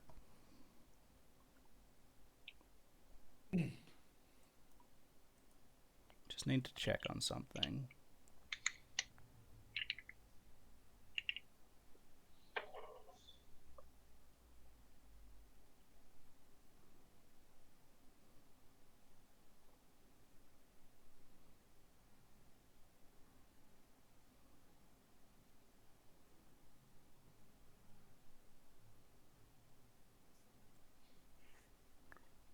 You can take Everything cover good? while I'm just looking. Still looking. You No, don't it's all have good. An object which grants you. Ah. Okay. Cool. Yep, that's fine. You hit him. Remastered rules, all that. The clumsy condition has changed as part of remaster. Sorry, not the clumsy condition. okay. The prone condition. has Remaster changed. fun. He gets 2d4 persistent fire damage. Okay. Sure. And there's 2 splash. So that would hit the Shambler, Varar, and Keldor. Okay, so he takes 2 damage now and 2d4 on his Correct. turn. So we need to. It looks like I need to damage him with this to apply the thing. So I'm just gonna do that. There we go. Good. And then he will also. We will just. Is he? He does not take 2 fire damage. But Vra and Keldor will. Oh boy, it's a plant that's immune to fire. Yay. Or resistant to it, maybe. Anything else, Yes. Sigurd? Awfully Recall mild. knowledge.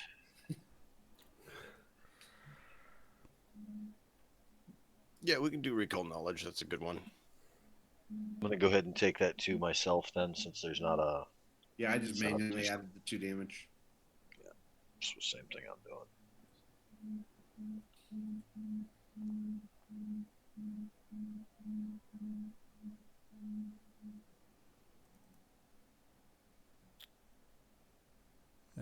You do not know anything about this other than that it's obviously a plant and large.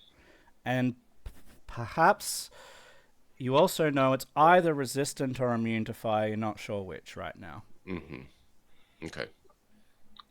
It's not resistant to hammers. It's certainly not. Lucas, please.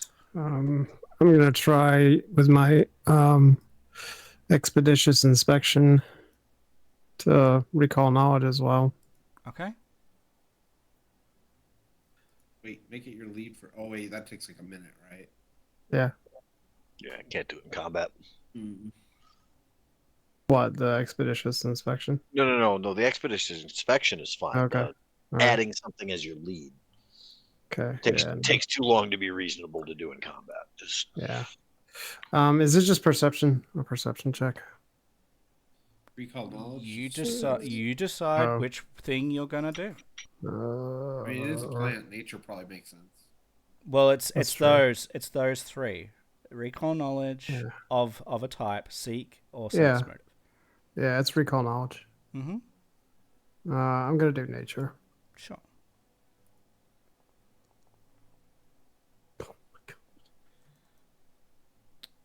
You do not know.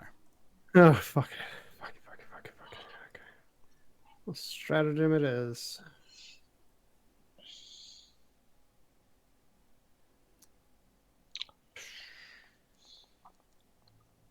Yay. Nice. That's a good roll. That is a great roll. That's a crit. Crit. Well, it makes them off guard. Jeez, too, that's a huh? lot of dice. I don't think it's going to survive that. Probably either. not. Slam. All right. Not resistant to piercing. Not resistant to piercing either. All right. So, the shambling plant stops writhing about and just collapses in a pile of leaves, vines, and detritus.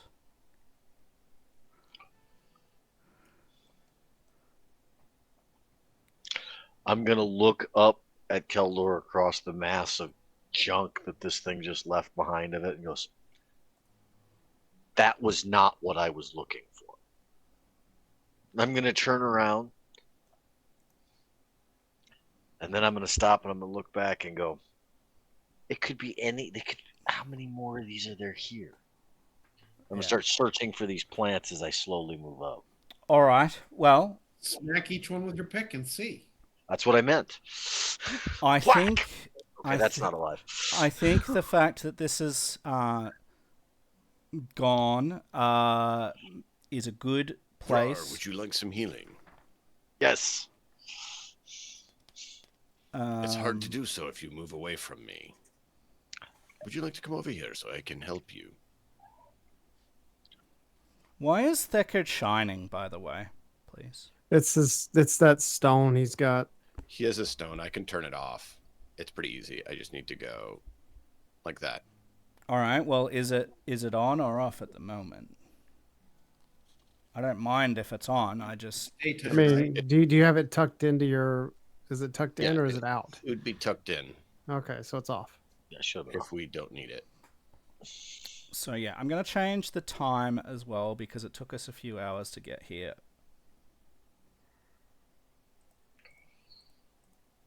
There we go. But yes, I would love some healing, Decker. That'd be great. Actually, So once you have done that, are you taking 10 minutes to do that?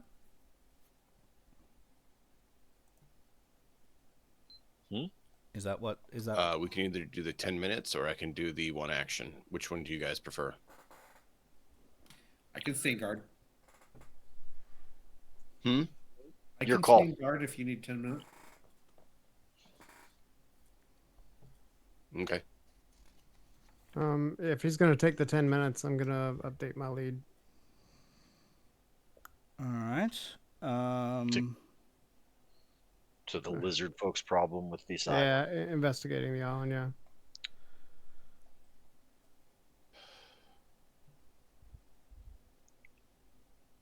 Because I roll a 2, I fail. 2 and 1 are the only options to fail. Wow.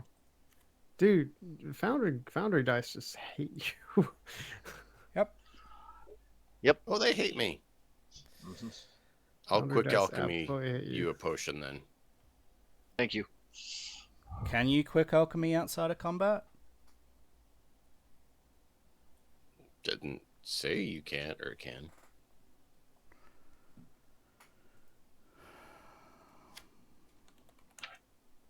And the quick alchemy more functions like it's a cantrip than anything else. So Not It's an quite, but- action. You don't use actions outside of combat. It just says you gain quick alchemy action to make items you need on the fly.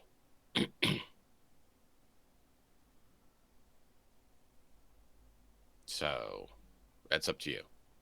You do not spend actions outside of combat.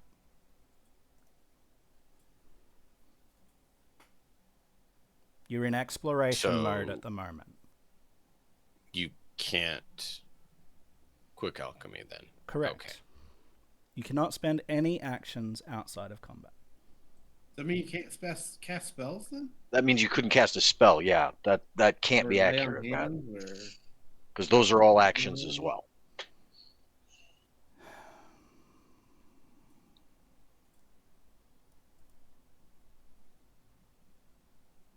Well, apparently you can't, so you can't.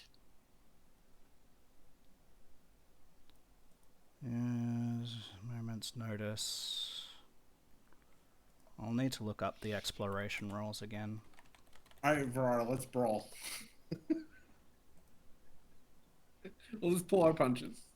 When you're traveling or exploring, tell the GM that you'd like to do along the way. If you do nothing more than make steady progress, you move at your full travel speeds given your table. When you want to do something other than simply travel, you describe what you're attempting to do.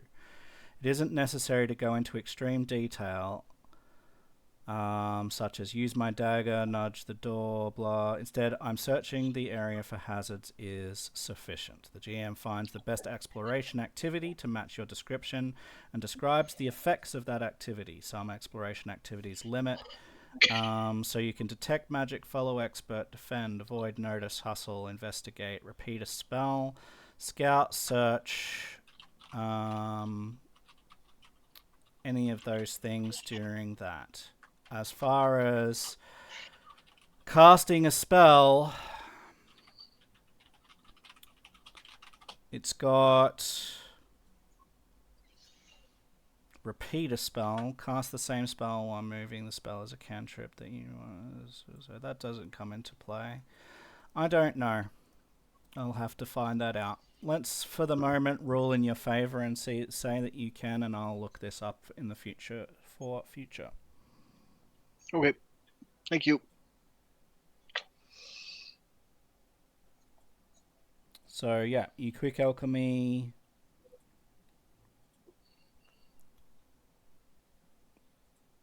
Okay. Which does what? I can make a potion using one of the versatile vials. How much are you down by? You need double or a single? Just do a single for now.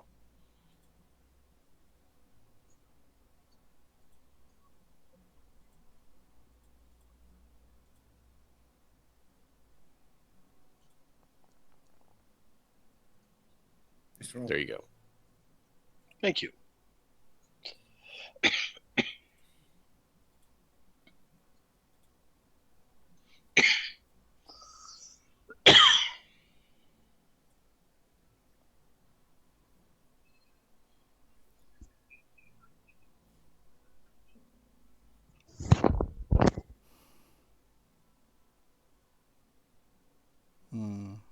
Alright. Cool. So we are going to take a break here because it is about that time.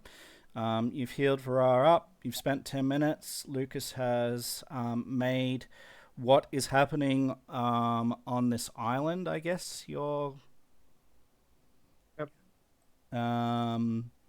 lead. If anyone else is doing anything in that 10 minutes in relation to whatever, you can. Let's take our break here as we continue to explore the island, and you will see that mists are beginning to form around the shores of the water and land. There seems to be a mist forming, and we'll use that to get us to a break. We will be back in between 5 and 10 minutes, guys, with the second part. Thank you for being here, and join us in a little bit.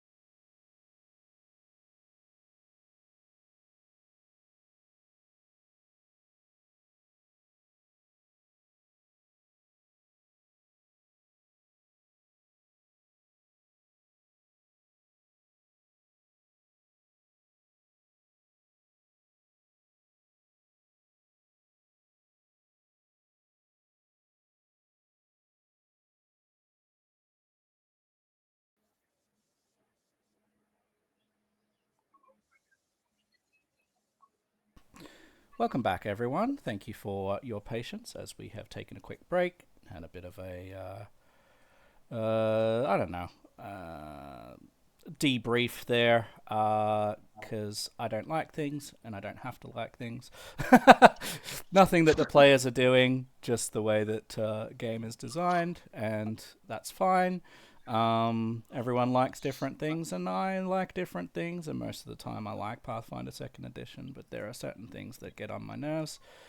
But whatever, we are on an island in the middle of, I guess, an inlet to a lake. The island has these reeds and... We can name it Lake Mordithius. Sure.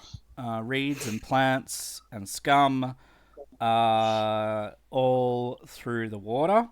And as we destroyed the shambling creature, plant, that stood up and tried to eat us, a rolling, gentle fog starts to appear on the shores of the island and on the waters surrounding. And with that, you guys are free to explore. All right. Where you going, Lucas? I'm just walking forward, exploring. You looking to get eaten? Hey, Sure. I'm gonna lean in and go. It hit me hard enough to have put you on the ground. Stay Okay. All right. Fine. Well, he wants to see if they're cannibals and will eat plants. Yeah, have fun. They're fun. All right. So as you make your way through, I am, since we're all moving up together, I am abandoning stealth, and Mhm. like I said, we're checking trees. Yeah. Dunk. Okay, that one's not gonna move. Yeah, fair enough. Nettles and brambles cover the island, so you see them everywhere you go, except for a narrow, weedy path that leads from the pier at the island's south end inland. And as you make your way through, you start to realize that there is a collapsed tower that rises from the island's summit. So this is all inclined terrain, and it all sort of leads upwards to the summit of the island upon which this collapsed tower rises. In addition to the thorny plants all around you, this thin mist that is creeping in is making it difficult to see the ground.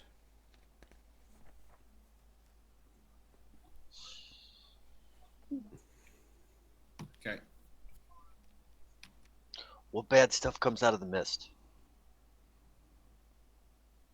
At this stage, Yeah. nothing has emerged from the mists, but they are getting Oh, no. deeper. I was asking Thecard that question Ah, because he knows stuff. Well, I mean, What if there's bad stuff 13 comes out of of the mist us, and nope. if there's 13 of us, and one of us an Arab, the answer is yes. Bad things come in the mists. This is not 13th Warrior. Go away. 10 minutes. I've actually read the book Eaters of the Dead. It's an excellent book. It is. It's good. The movie was okay. I like the movie too, but the book was absolutely amazing. There you go. Do we know anything about the mist?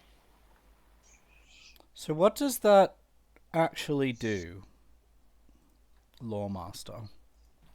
Lore Master allows you to use Lore Master for recall knowledge checks and such. Let me get the exact term. Knowledge is power.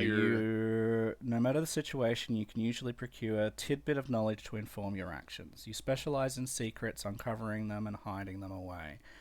Command of the written word borders on the supernatural. As you discover deeper secrets of lore, you might develop a power over knowledge that becomes outright magical.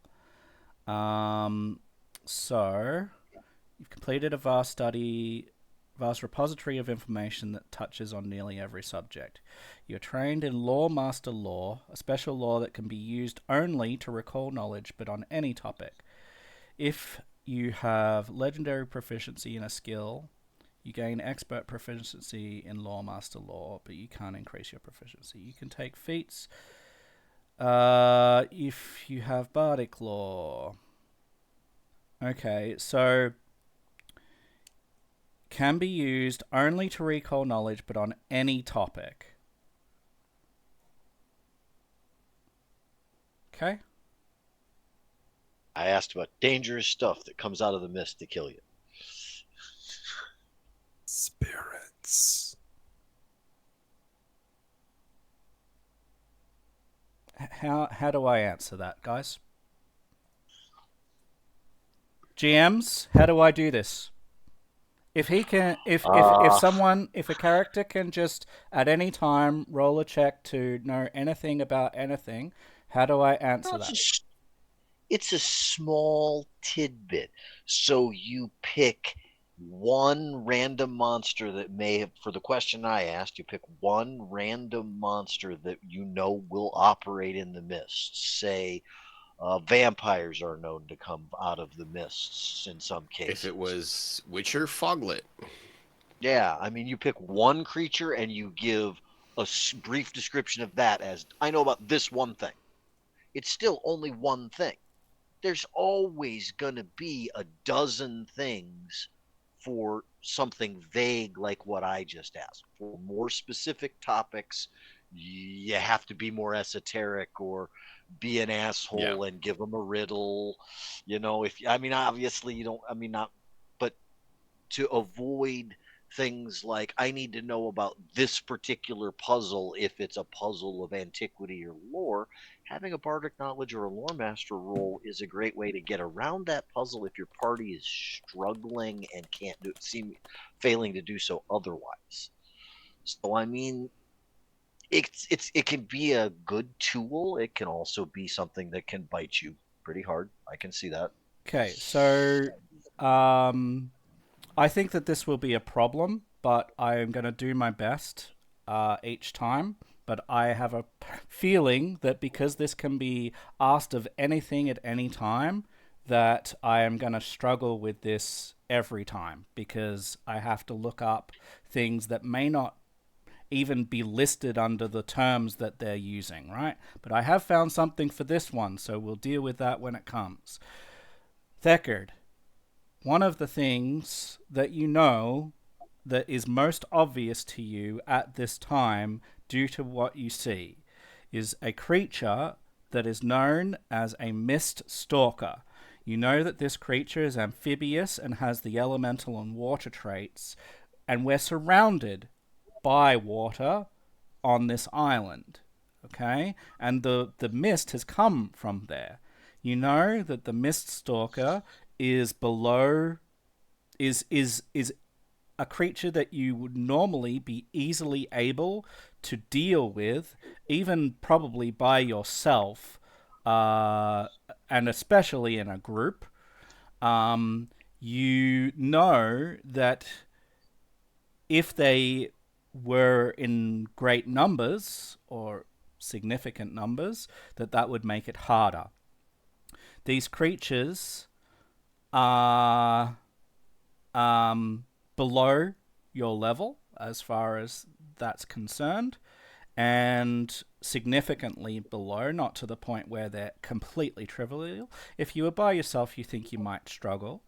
You know that they stalk in the mist. They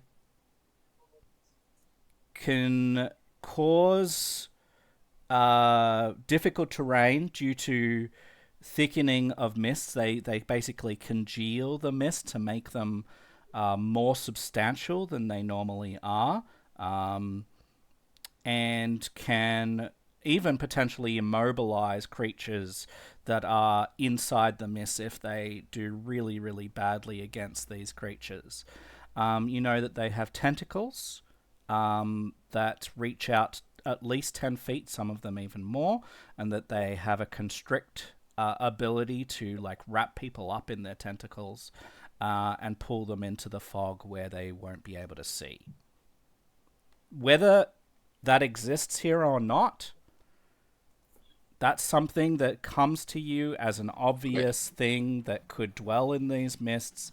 The mists are coming off the water, which makes this extra like potential, I Creepy. guess. And you can share that information amongst your fellows. Yep. So since Farrar asked, that's what I tell him.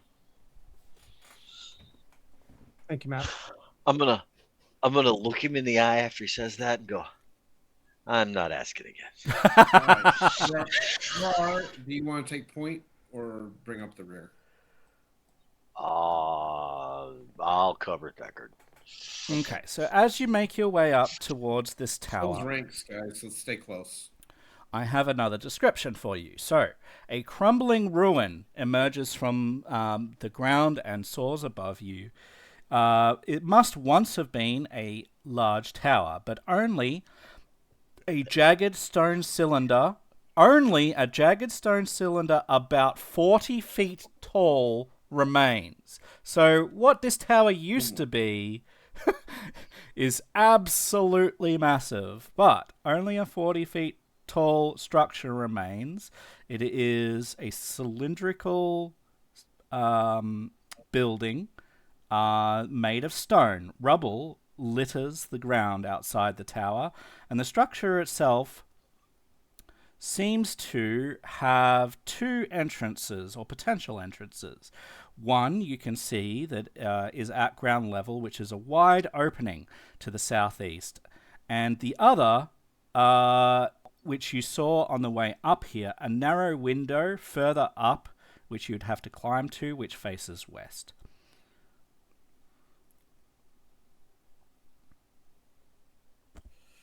Down we go. All right, looking inside the tower from here, does it look like it's climbable from the inside, or would you have to climb the outside? Yep, I will answer that in just a moment.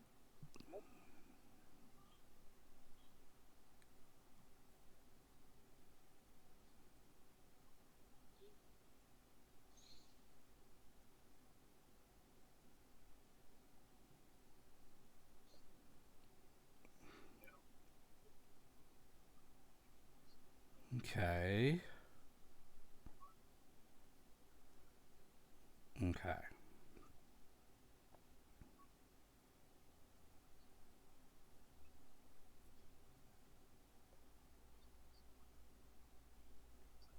Oh, I hate the way that these are presented sometimes. Okay. Great. So, as you come up and as Thekard is telling you and answering this question about this mist lurker, okay? So as that's happening and as you're approaching the tower, I would like, please,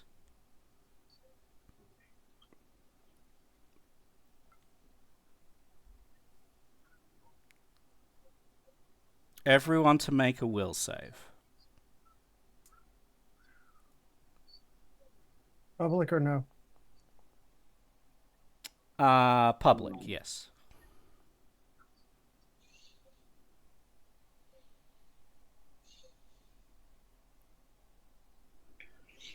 I rolled good. I'm glad. I did not. I rolled mine and it didn't roll. So I've got a 16 from Kaldor, a 30 for Vra, 16 for Lucas, and a natural Oh, 1 great. It rolls worse this time. for Thekard. Last time it was like a 6. But it didn't show up in chat as existing. Mm-hmm.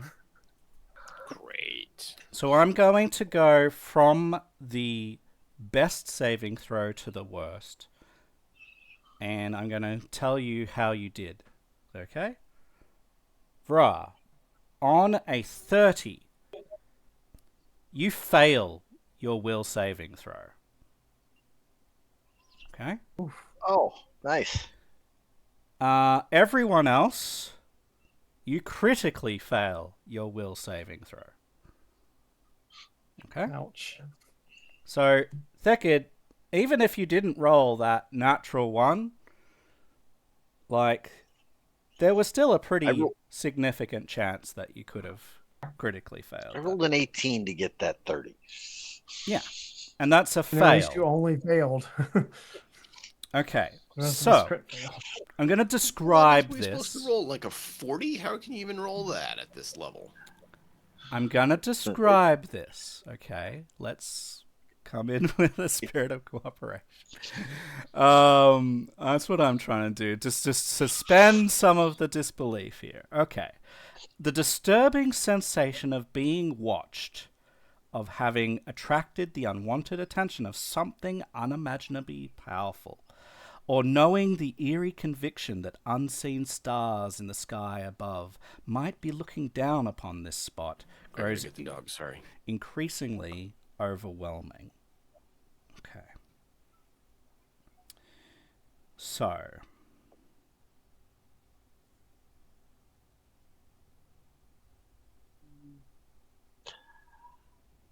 He can still hear you. this will happen as you cross the threshold into the tower. To answer your question, so this feeling, right? This feeling is even as you're approaching the tower, and something's going to happen as you cross, but you don't know that something's going to happen as you cross. So I've already rolled for it. Okay, so that's what this roll is. Let's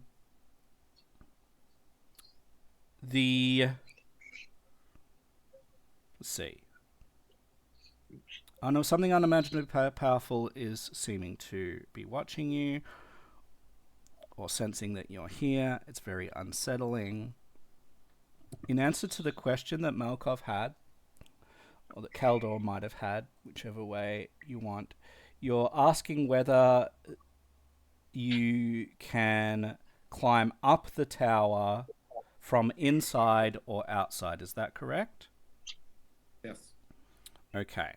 So as you look inside to answer that question, you answer that question, or I'm going to answer that question for you. As you look inside, you see a interior choked with tumbled stones and weeds. A dark gap in the floor hints of a staircase that actually leads down rather than up. So there actually isn't any staircase inside this building that leads up. There's a staircase instead that leads down. Okay? And that's what you see when you come in here. So the answer to your question is you would have to climb up the outside, and that would be up basically sheer stone. Okay? Does the rubble inside look like there may have been a staircase that collapsed? Yes. Okay. Yes, it does.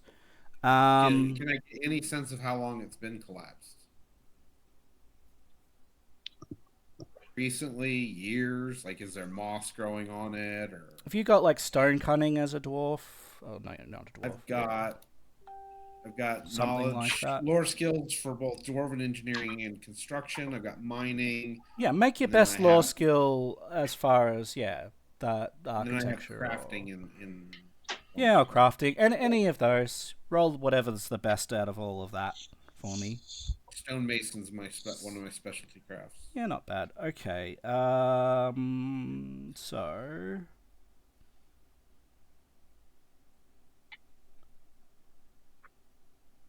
okay. And just need to look up this term here. Because you've asked how far ago this was. So, to remind you, we are in 4722 in the Reckonings of Aradin, okay? You believe that these ruins, based on your knowledge and based on the fact that you've probably studied this, come from minus 3470, so 2 minus 1 AR. So not quite 5,000 years ago. Long time. On the older side. Got it. Long fucking time. What I will tell you about that age is that it was called the Age of Destiny. You know this just from your crafting check. And you remember not very much about it, okay? But it's called the Age of Destiny. And the Age of Destiny began with the founding of the Osirian civilization. It spanned 3.5 millennia until Aridin raised the Star Stone from the bottom of the Inner Sea and founded the great city of Absalom, at which time the Age of Destiny finished. Okay? And we started the markings of Aridin at that time when that happened, when he raised the Star Stone from the bottom of the Inner Sea, created the new timeline, which is why we're in the the markings and the reckonings of Aridin. So before Aridin raised the Star Stone, becoming a demigod, deity, whatever else you want to call him, before that time is when this is from. There might be some really neat shit here. You said there's a window up there? Yes, it is over Can here. we see You saw the it. window, the inside of the window from where we're standing? Yes. I'm standing? Yes, you can see the window facing in. Yeah. And is there anything above us other than open sky? No. Why? There's no point in climbing up to that window. Yeah, so why don't you also, and this goes for everyone, as you point this out, I'm assuming that you will point this out, everyone can either make me an occultism or a religion check, please. Whatever is best for you, or whatever you prefer. So my wife just reminded me that I have somewhere to be pretty early in the morning, so I actually have to go.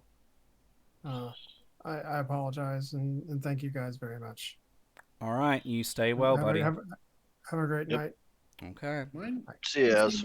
My religion roll on there, Matt, and I'm just not seeing it. I've got a 19 for your religion roll. Okay, you saw it. Okay, I don't need to reroll it then. It just didn't show up in chat for me. Okay, yeah. So it seems like there's a thing where sometimes things aren't displaying. So it is what it is. Yeah, I had that earlier too. So I Yeah, don't know. it's happened to all of us a little bit now. I'm just refreshing boundary. 9. I love that, bro. I get a +1. It's occultism, it's religion, like I said. So for you and only you, Vra. Okay? God, it's a critical failure. Sure is. For you and only you, the echoes of Thecod's words are literally coming to life in your imagination. Okay?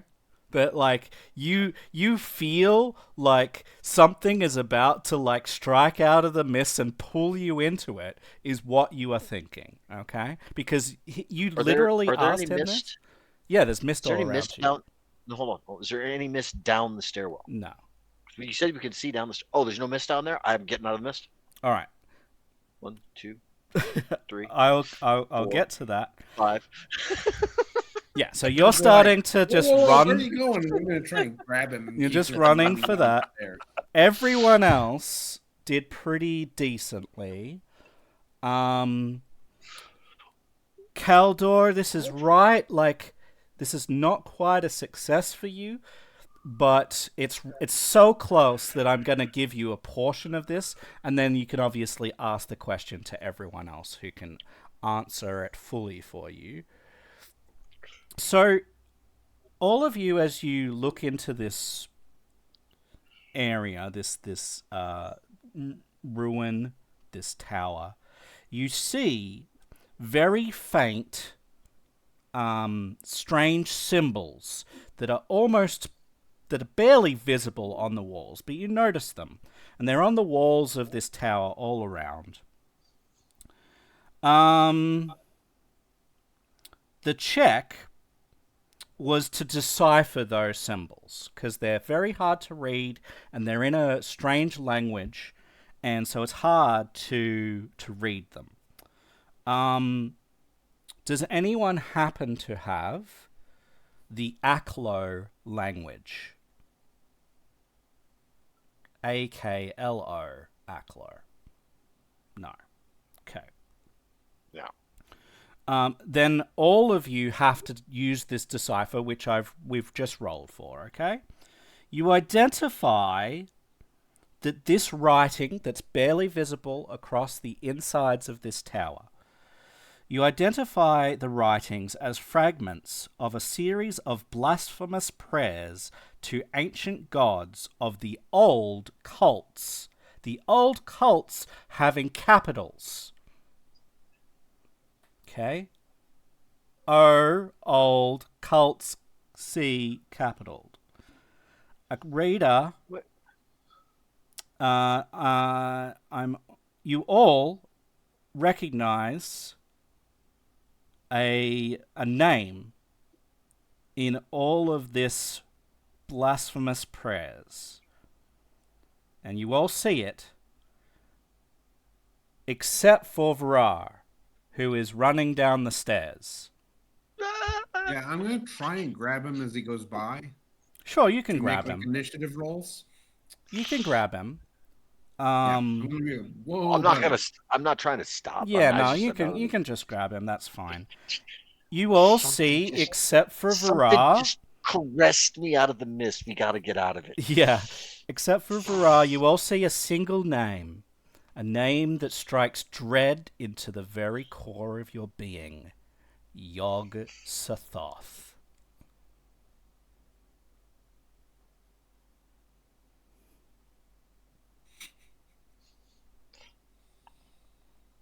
I don't see nothing.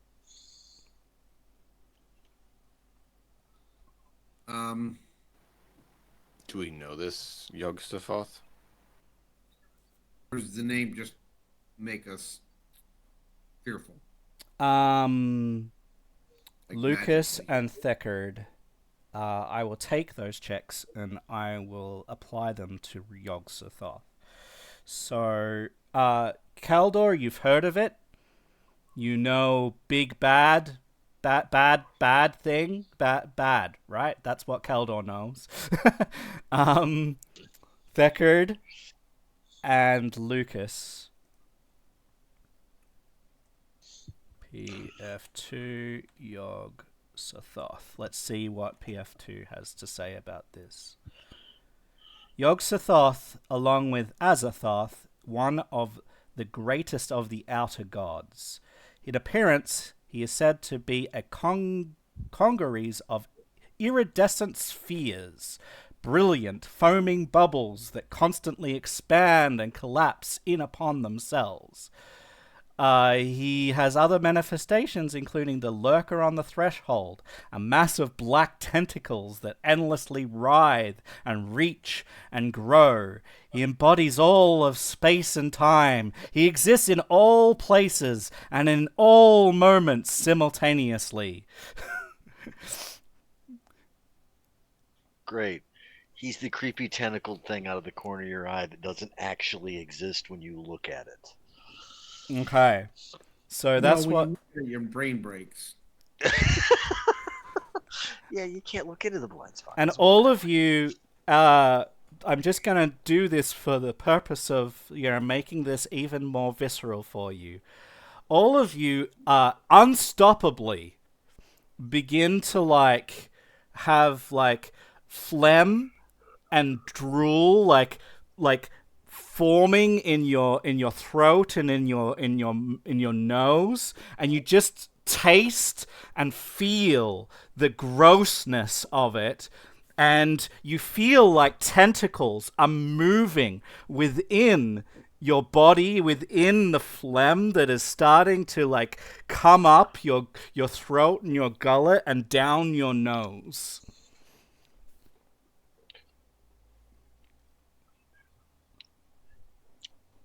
I'm gonna back out. dragging Vrar with me. No, okay.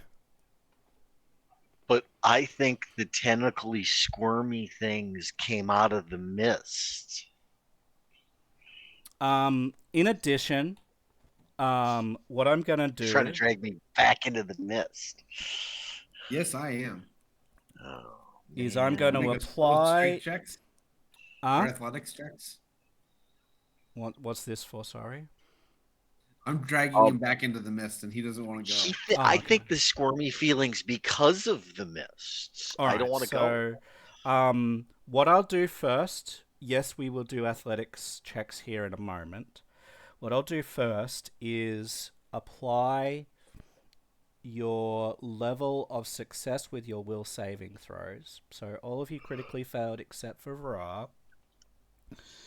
So on a critical failure, all of you, except for Vra, have a -2 penalty to to saves against fear. You also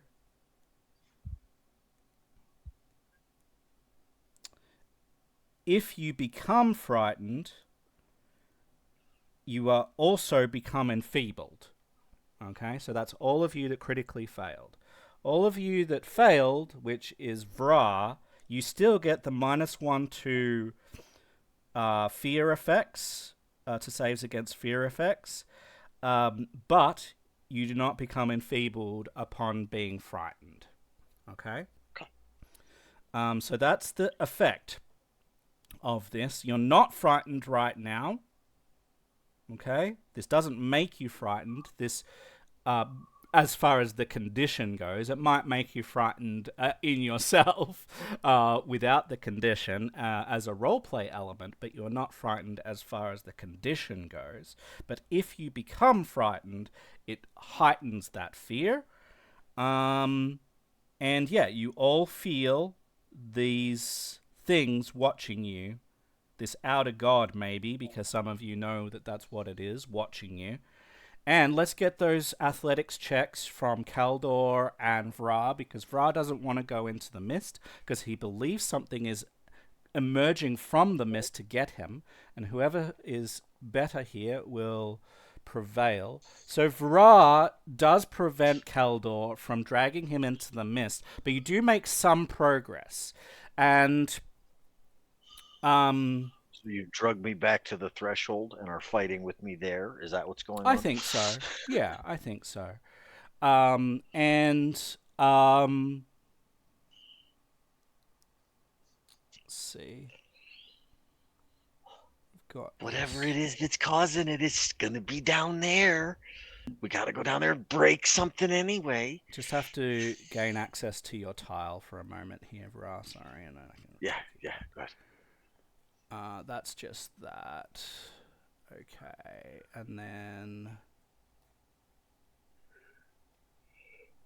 But I'm not like trying to like throw him off so he's not like not have a hold of me. I'm just actively trying to like, no, we gotta go down there. That's what's causing it. We gotta go break it or do something about whatever's down there.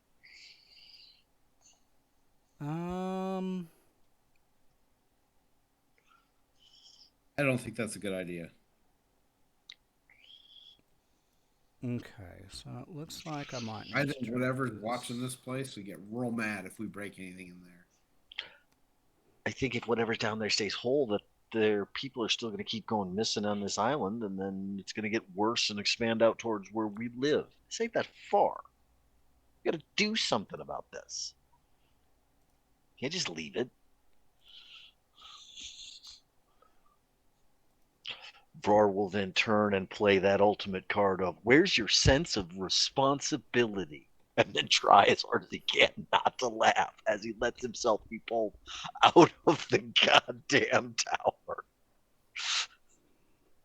All right, so all of you feel this palpable fear, this palpable sense of being watched from all directions all at once.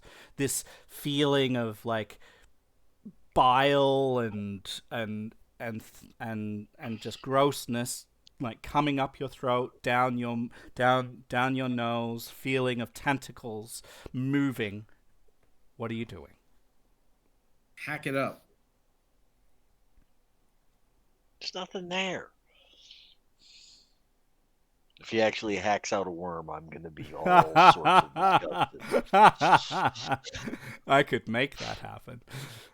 Sneezes out a fucking tobacco beetle or some stupid shit.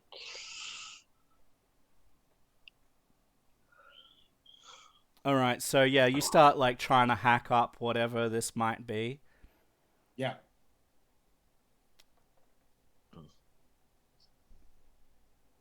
Some types of nauseating allow you to retch to get rid of it. So This so didn't your say that, mouth but- your mouth has like this taste to it. Your like it tastes like you've just put a battery on your tongue.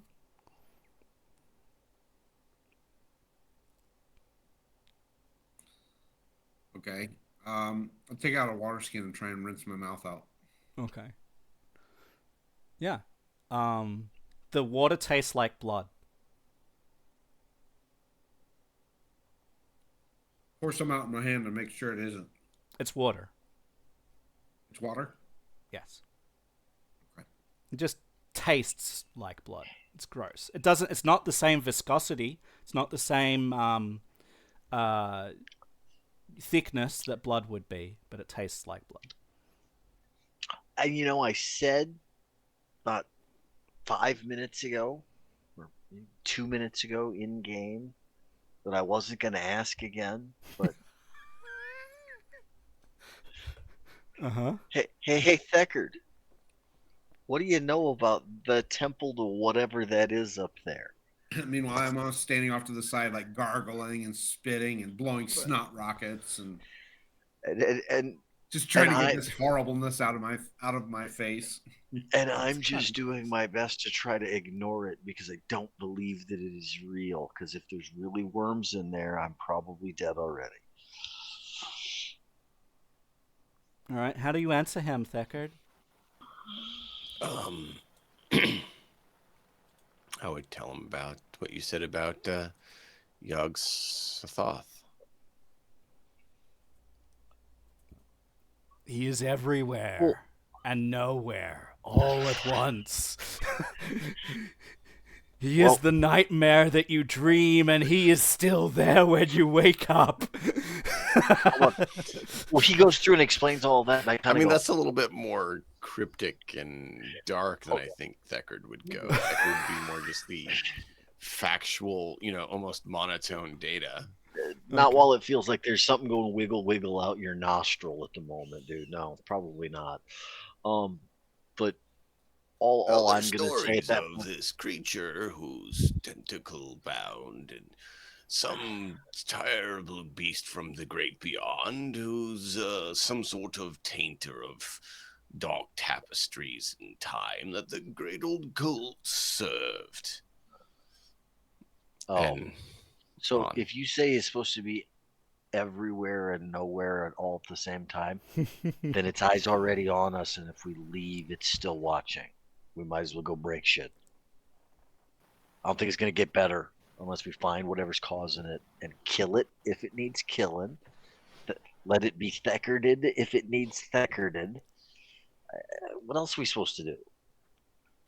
We can't leave it here. Apparently, according to Keldor, we should run away with the tail between our legs and fight another day. No, I think we should get more information. What information do you wish to find in a place that we have no details? There's no libraries there or anything, and that knowledge tends to be forbidden sort. What are you seeking? He's right. That is probably forbidden information about that particular cod. So you want to go down in there? Do I want to? No. Do I think we have to? Unfortunately. Now, can we go so that we could just go see? And if I lose my fucking mind, just help me. If I go insane It's right here. You know that knob at the back of your head? You just take the hammer and bring it down on it if you have to. He's given you permission. All right. You're going down? All right, we're going down there. We're Seems going like a down there. terrible plan. Seems like a terrible plan. It's a Vrar plan. What does Thekard But- think? Because Thekard has a say in this. Oh, everybody has a say. I'm not going to go if I'm Deckard going thinks by both options are myself. insane. Both options are insane. Pick one. All right, so I need to just change the map here. So let me grab you. Actually, no. The smart ass in me says, "Can I put Lucas out front?" No. So what's our order? It's Vra, Kaldor. Is Lucas at the back or Thekard? Lucas at the back, since he's gonna just be shooting his bow anyway. Okay. Yeah, put Deckard in the middle. Something like that. Yeah, I Well, can go between them. then there's Lindsay as well, right? Yeah. Sorry. Can Lindsay cast something to help with the fear? I'll have a look. I do believe that the courageous anthem that I do gives a plus to effects against sphere, so it might negate some of. But she'd have to be singing it every round. One of those two. +1 to saves against fear every round. Yeah. So once that kicks in, then if she's doing that every round, then Yeah, we get so that. she will agree to cast that as much as she can as you go forward. She is shuddering. As you go forward, you can hear her teeth chattering. That's how much she's afraid, and she's like, I don't know if we should really be going down there, but I sort of trust you, but yeah, old god, something old god. All right.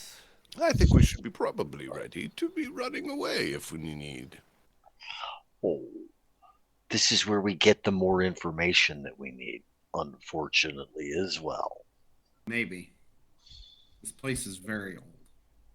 As you start to descend this staircase, it's a solid stone staircase, and yet, even as you start to tread, echoes of your own footprints, of your own footsteps, start to like echo in your heads and around this whole place, even though it's solid stone.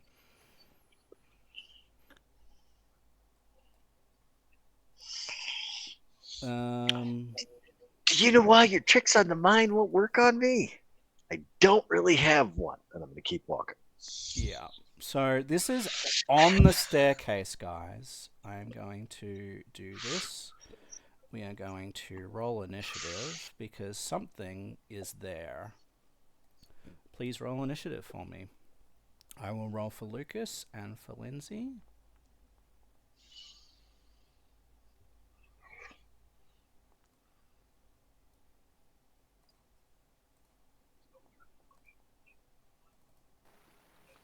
We may need to be Sir Robin. Maybe. Ooh. Eat the minstrels? No, that was the rest of the party. But I Bravely mean, if ran there's away. much- Yeah, and then, like I said, I mean, we only have one, and she's only a halfling, so it's not like a good full meal. Right, it's not even a Keldor. full meal. Yeah, we've only got the one minstrel. We'd have to bring Tarnal along. Vraz and Keldor's footsteps are echoing through this place as you are starting to make your way down the staircase. Keldor, you feel like something is somewhere around you. Not only do you feel watched, but you feel something in the back of your neck, like your hairs are all standing on end. You feel like something's there. You haven't seen or heard anything other than your own footsteps. What do you want to do? I'm gonna be following Vrar down the stairs, but I'm gonna be grumbling and dwarven a lot. So this is okay. That's fine. Lindsay then will be like, fellows, I'm not sure, but I feel like there might be something about to strike us. I might have felt that the whole way, but it just feels like that. And she's going to try to make a perception check. I'm going to do this as a blind GM roll. She's going to try and seek out what this might be. It's almost like we rolled initiative. That's right. 24. I definitely sense something's there. It's like it's looming in the shadows up here. I can't quite make it out. All right. So. Can I make a check to see if I see it? Yes. Why not? Okay. What do I do? Just a perception? Yeah. So it's seek and blind GM, please. She's also going to cast Inspire Courage on her turn. Okay. You do not at this stage. So I just got the hammer at the ready, but I don't see anything. yeah, your hammer is at the ready. Should we have anyone else do seek or not yet? Not yet. Oh. I'm trying to do it in kind of initiative order. So I'm going That's to why I reveal asked. this now. Thank you. I appreciate it. Okay. Right next to Lucas, something just blinks into view, just instantaneously, just out of nowhere. It seems to be a mote of light, but it's a weird kind of ghostly image. You see a skull in this image. This weird glow, and it will make a strike against Lucas. Oh, it has revealed itself. Absolutely. Oh. How is it striking him? So it has Like, a tendril of magical electricity that sort of strikes off out of its core. You see like this, just a single lightning bolt just like emanating from its core and like zipping out toward him. That's a critical hit. Oof. Ow. Did it stay attached to itself or did it shoot it like a projectile? It stayed attached. Okay.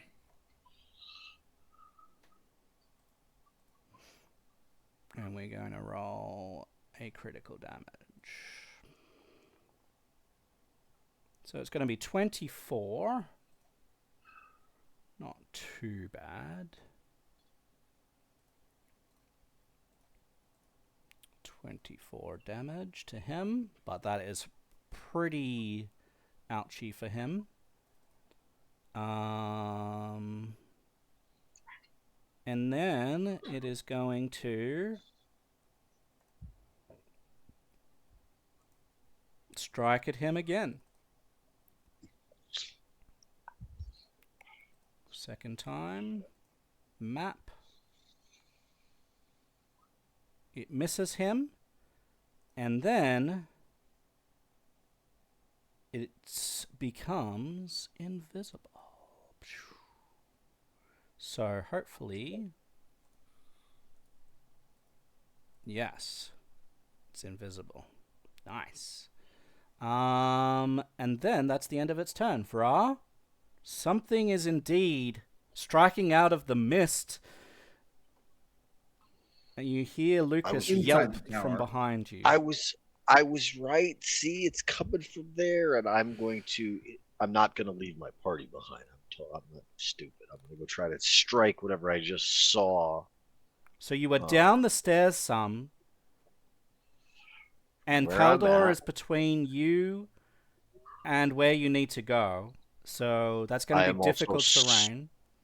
Small size category. Yeah, Does that make any difference? not for difficult terrain, no.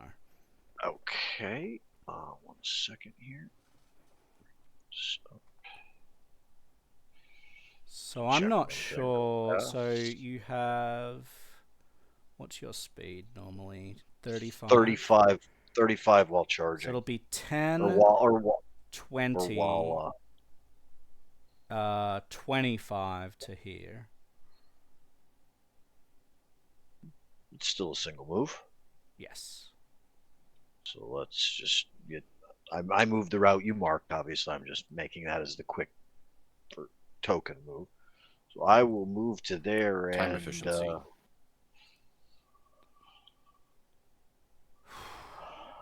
going to move to there, and I'm going to hold the remaining 2 actions that I have to strike it if it reveals itself.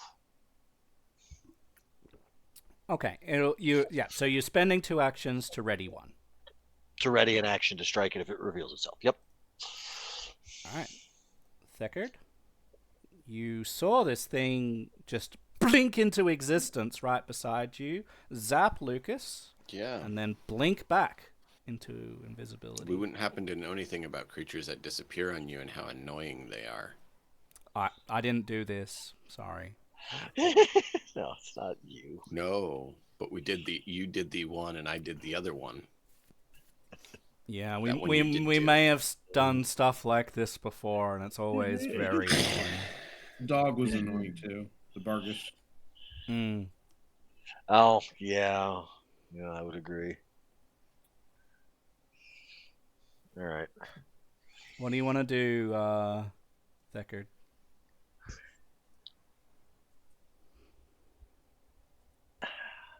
Sorry, Lucas took a pretty substantial strike for him. Yeah, I mean, a bit. I don't know that he's bleeding badly yet or not, but I'm also trying to think about it what was we an can electric. do. It was an electrical spark. I mean, it cauterized itself at the very least. Yeah, exactly. I'm going to recall knowledge on this thing. All right. Now that you've seen it, hey, a dice roll above 10. That's a good roll. Okay. It is a good roll. I mean, apparently it will let me roll above a 10 once in a while. That's nice. Okay. So it only showed itself for a mere couple of seconds, but in that time, you can recall that this seems to be, at the very least, to the best of your knowledge, a will-o-wisp. Will-o-wisp is an aberration with the air trait, and they feed on fear. They have the ability to turn invisible, and they strike out with electrical damage. Their lowest save is Fortitude.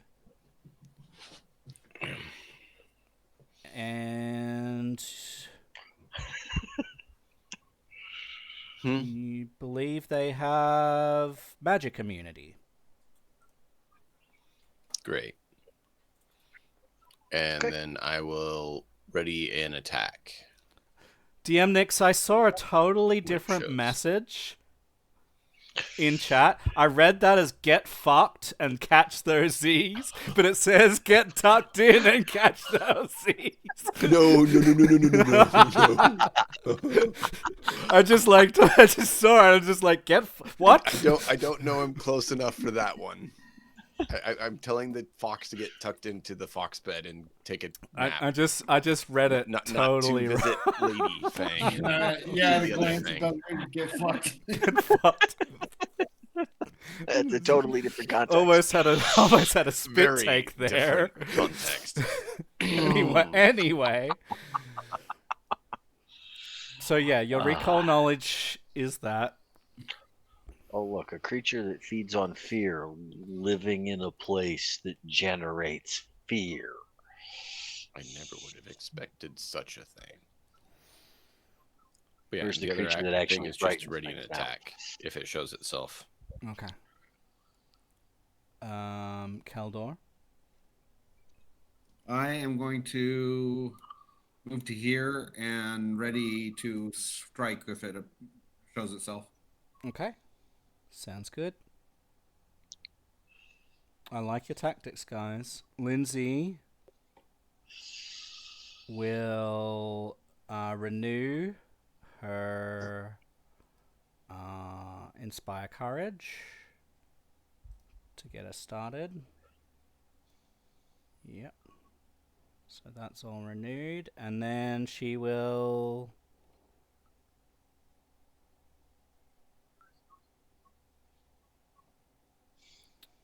try and seek. So tries to figure out where it is. Perception check. This is a blind GM roll. Ooh. She says it's here. Sneaking in the shadows. So instead of invisible, it is now hidden because she has pointed it out. Still can't see it when it's hidden, right? So let me apply the hidden to it. We know where it is, but we can't see it. Correct. It's still a flat check, but it's better than not being able to target it at all. Okay. But it won't. But it's not revealed, so it won't trigger our attacks. Obviously. So. That might change in a minute. Mm-hmm. So it has its turn, and it's going to move first to here. Uh-huh. And it's going to make an attack and reveal itself, so it stops being hidden, and it zaps. And it's moved, it's done that. It will... That creature's gonna hit it with a tallow bomb critically. Nice. That's kind of clutch if that, yeah. It only makes it sickened 1 for as long as it's on fire. And does 2d4 times 2 persistent fire damage, you know.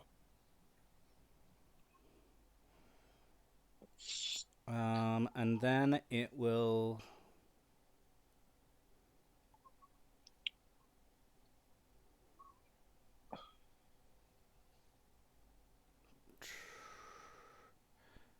It will go dark.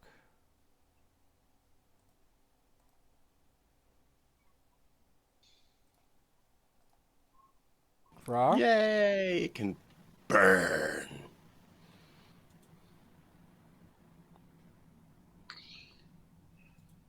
Being on fire doesn't remove invisibility. No. No. Being It's glitter invisible dusted fire. does.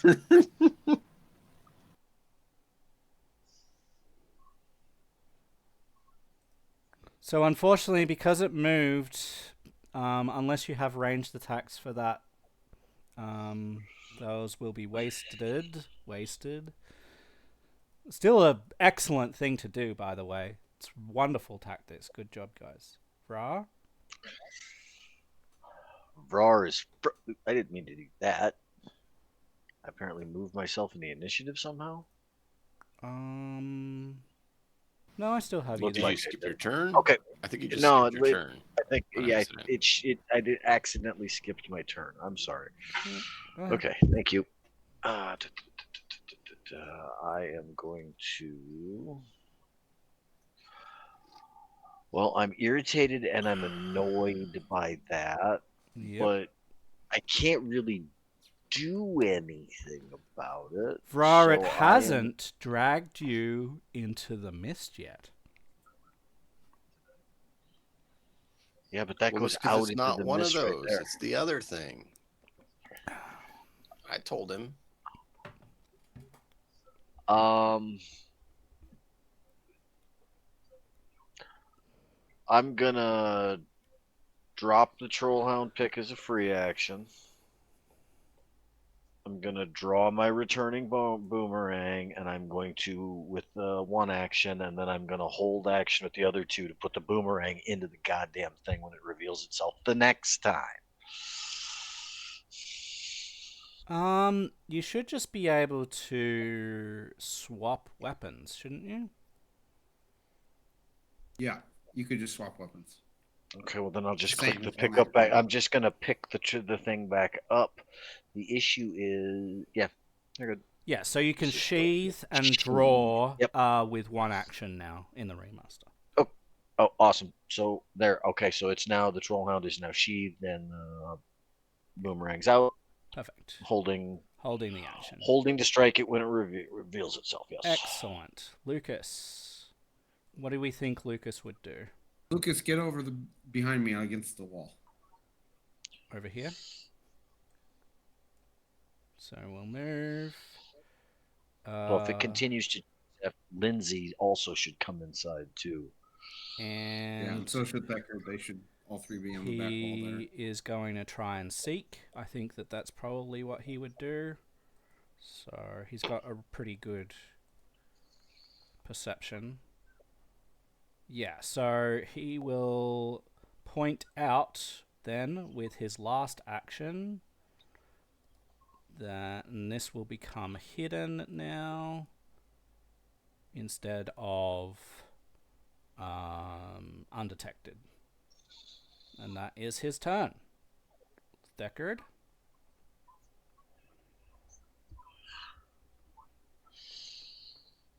Yeah, move along the back wall behind Keldar.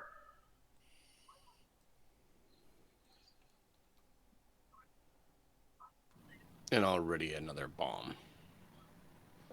Of a different sort. All right. Keldar. I am going to,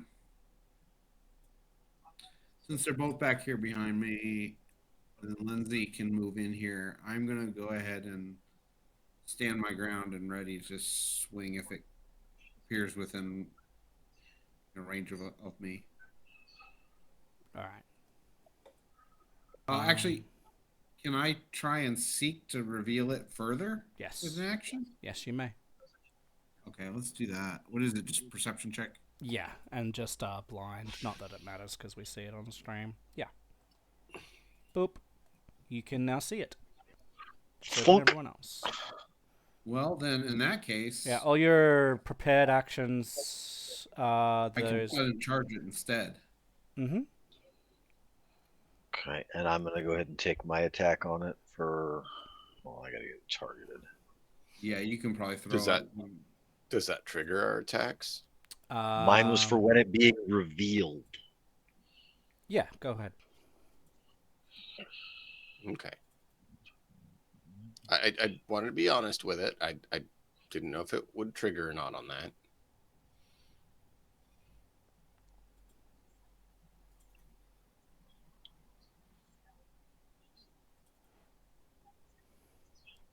It's getting late, Well, so I could be doing it wrong, but, you know. It missed. I missed with 25. That's interesting. It ate my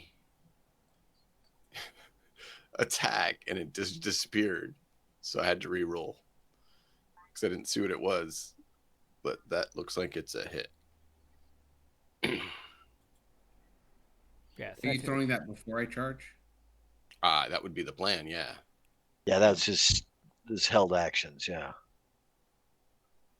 Okay. Should be as you're charging in, that goes beep. Damage. It does so much damage. Oops, that's the wrong button. So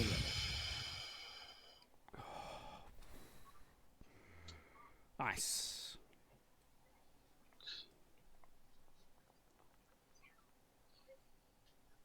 Very nice.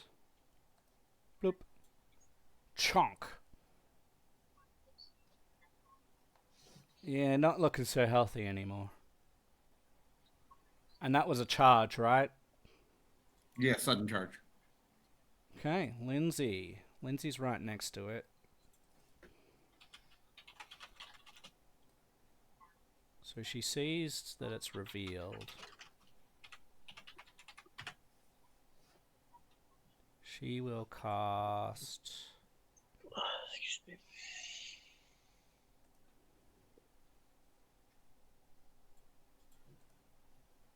She will cast True Strike. And then she will cast Telekinetic Projectile.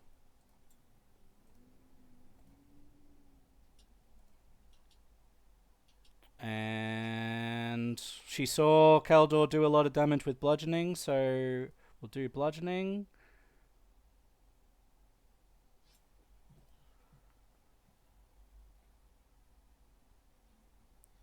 So, the next time you take, before the roll the attack twice. So she takes the 28 and hits. Rolling damage.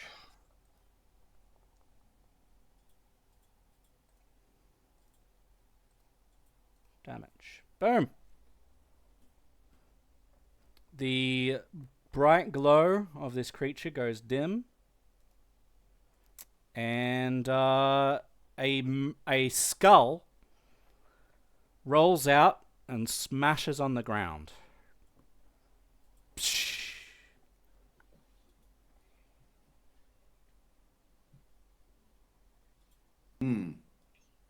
Did the creepy, wormy, tentacly feely go away with that thing's death or not? No.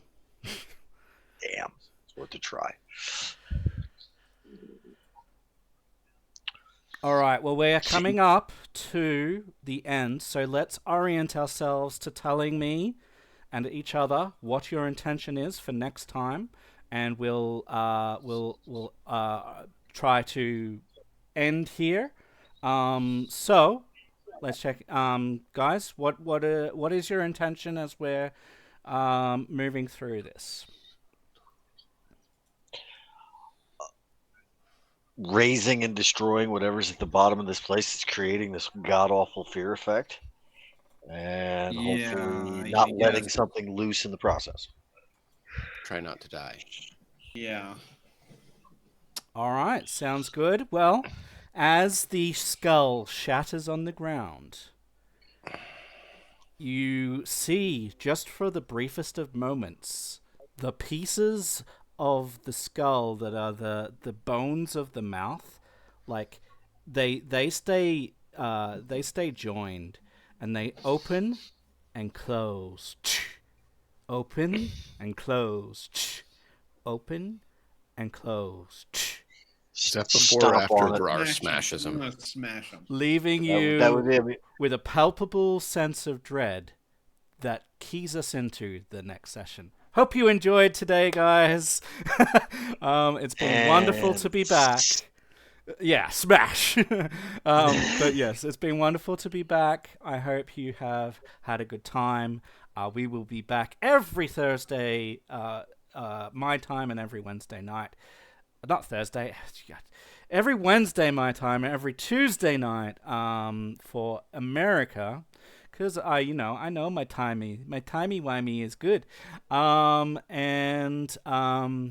it's wonderful to be back. Please be tuned in to DMNix as he plays some awesome games. He's been doing some Star Sector. He's been doing other things. Is there anything else that you're doing regularly at the moment? I know it's Star Sector. I was doing Star Sector and Return to Moria. I've been doing Aliens Dark Descent. Yes. What is that? But I'll probably be going back to the other ones. Okay. That one's getting a little bit tiresome when they're literally having them spawn and go immediately to where I'm at, even though I'm undetected and hidden. Like I Okay. crouch behind an obstacle to hide, and they immediately walk right around and see me. I'm like, what's the point of a stealth mechanic if the enemy is just going to say you're stealth mechanic and just go right around it? Right. So I don't know. Yeah. I'm That's not a very contemplating good that game. one. I love the gameplay. There's a lot of really cool things to it. It's just that one aspect. It's like the enemy has super senses, like God senses, and just know where you're at and take advantage of it. And that's just tiring. Either way, be tuned in to But- DMX's stream when he is streaming, and we will be back I was gonna on say Thursday. We're starting something. Yes, Thursday. Thursday night, US time, and Friday my time. Morning. We will be starting Neverwinter Nights 2. We will be starting new characters. We're going to be voice acting these characters and role playing these characters on stream together. This will be DMNix and myself. We will be both streaming. We'll be streaming together. So be tuned into both of us then. And then also on Saturday night when we are going to be doing more Cyberpunk, and that's going to be Yes. only on DMNix's channel. And potentially, if it's not too hot and I can spare some time somewhere, I might even try and get a music stream in here sometime soon. But thank you everyone for being here, for participating, for having fun. It's been wonderful to be back in the GM seat and back with these awesome players and awesome people. Much love to you all, and I'm gonna see who we can raid out to. So I'm gonna set the ending screen, and we're gonna go and check out what we can do here. Who do we have about? We have any of our friends? Yes, we have the lollygaggers out and about, so let's do that then.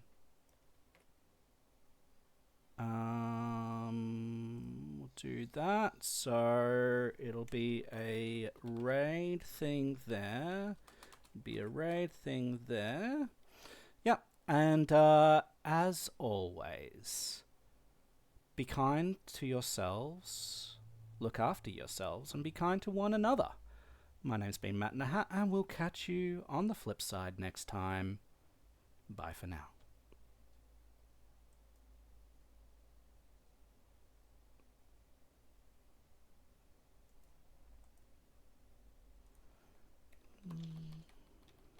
And we're clear, right? We are...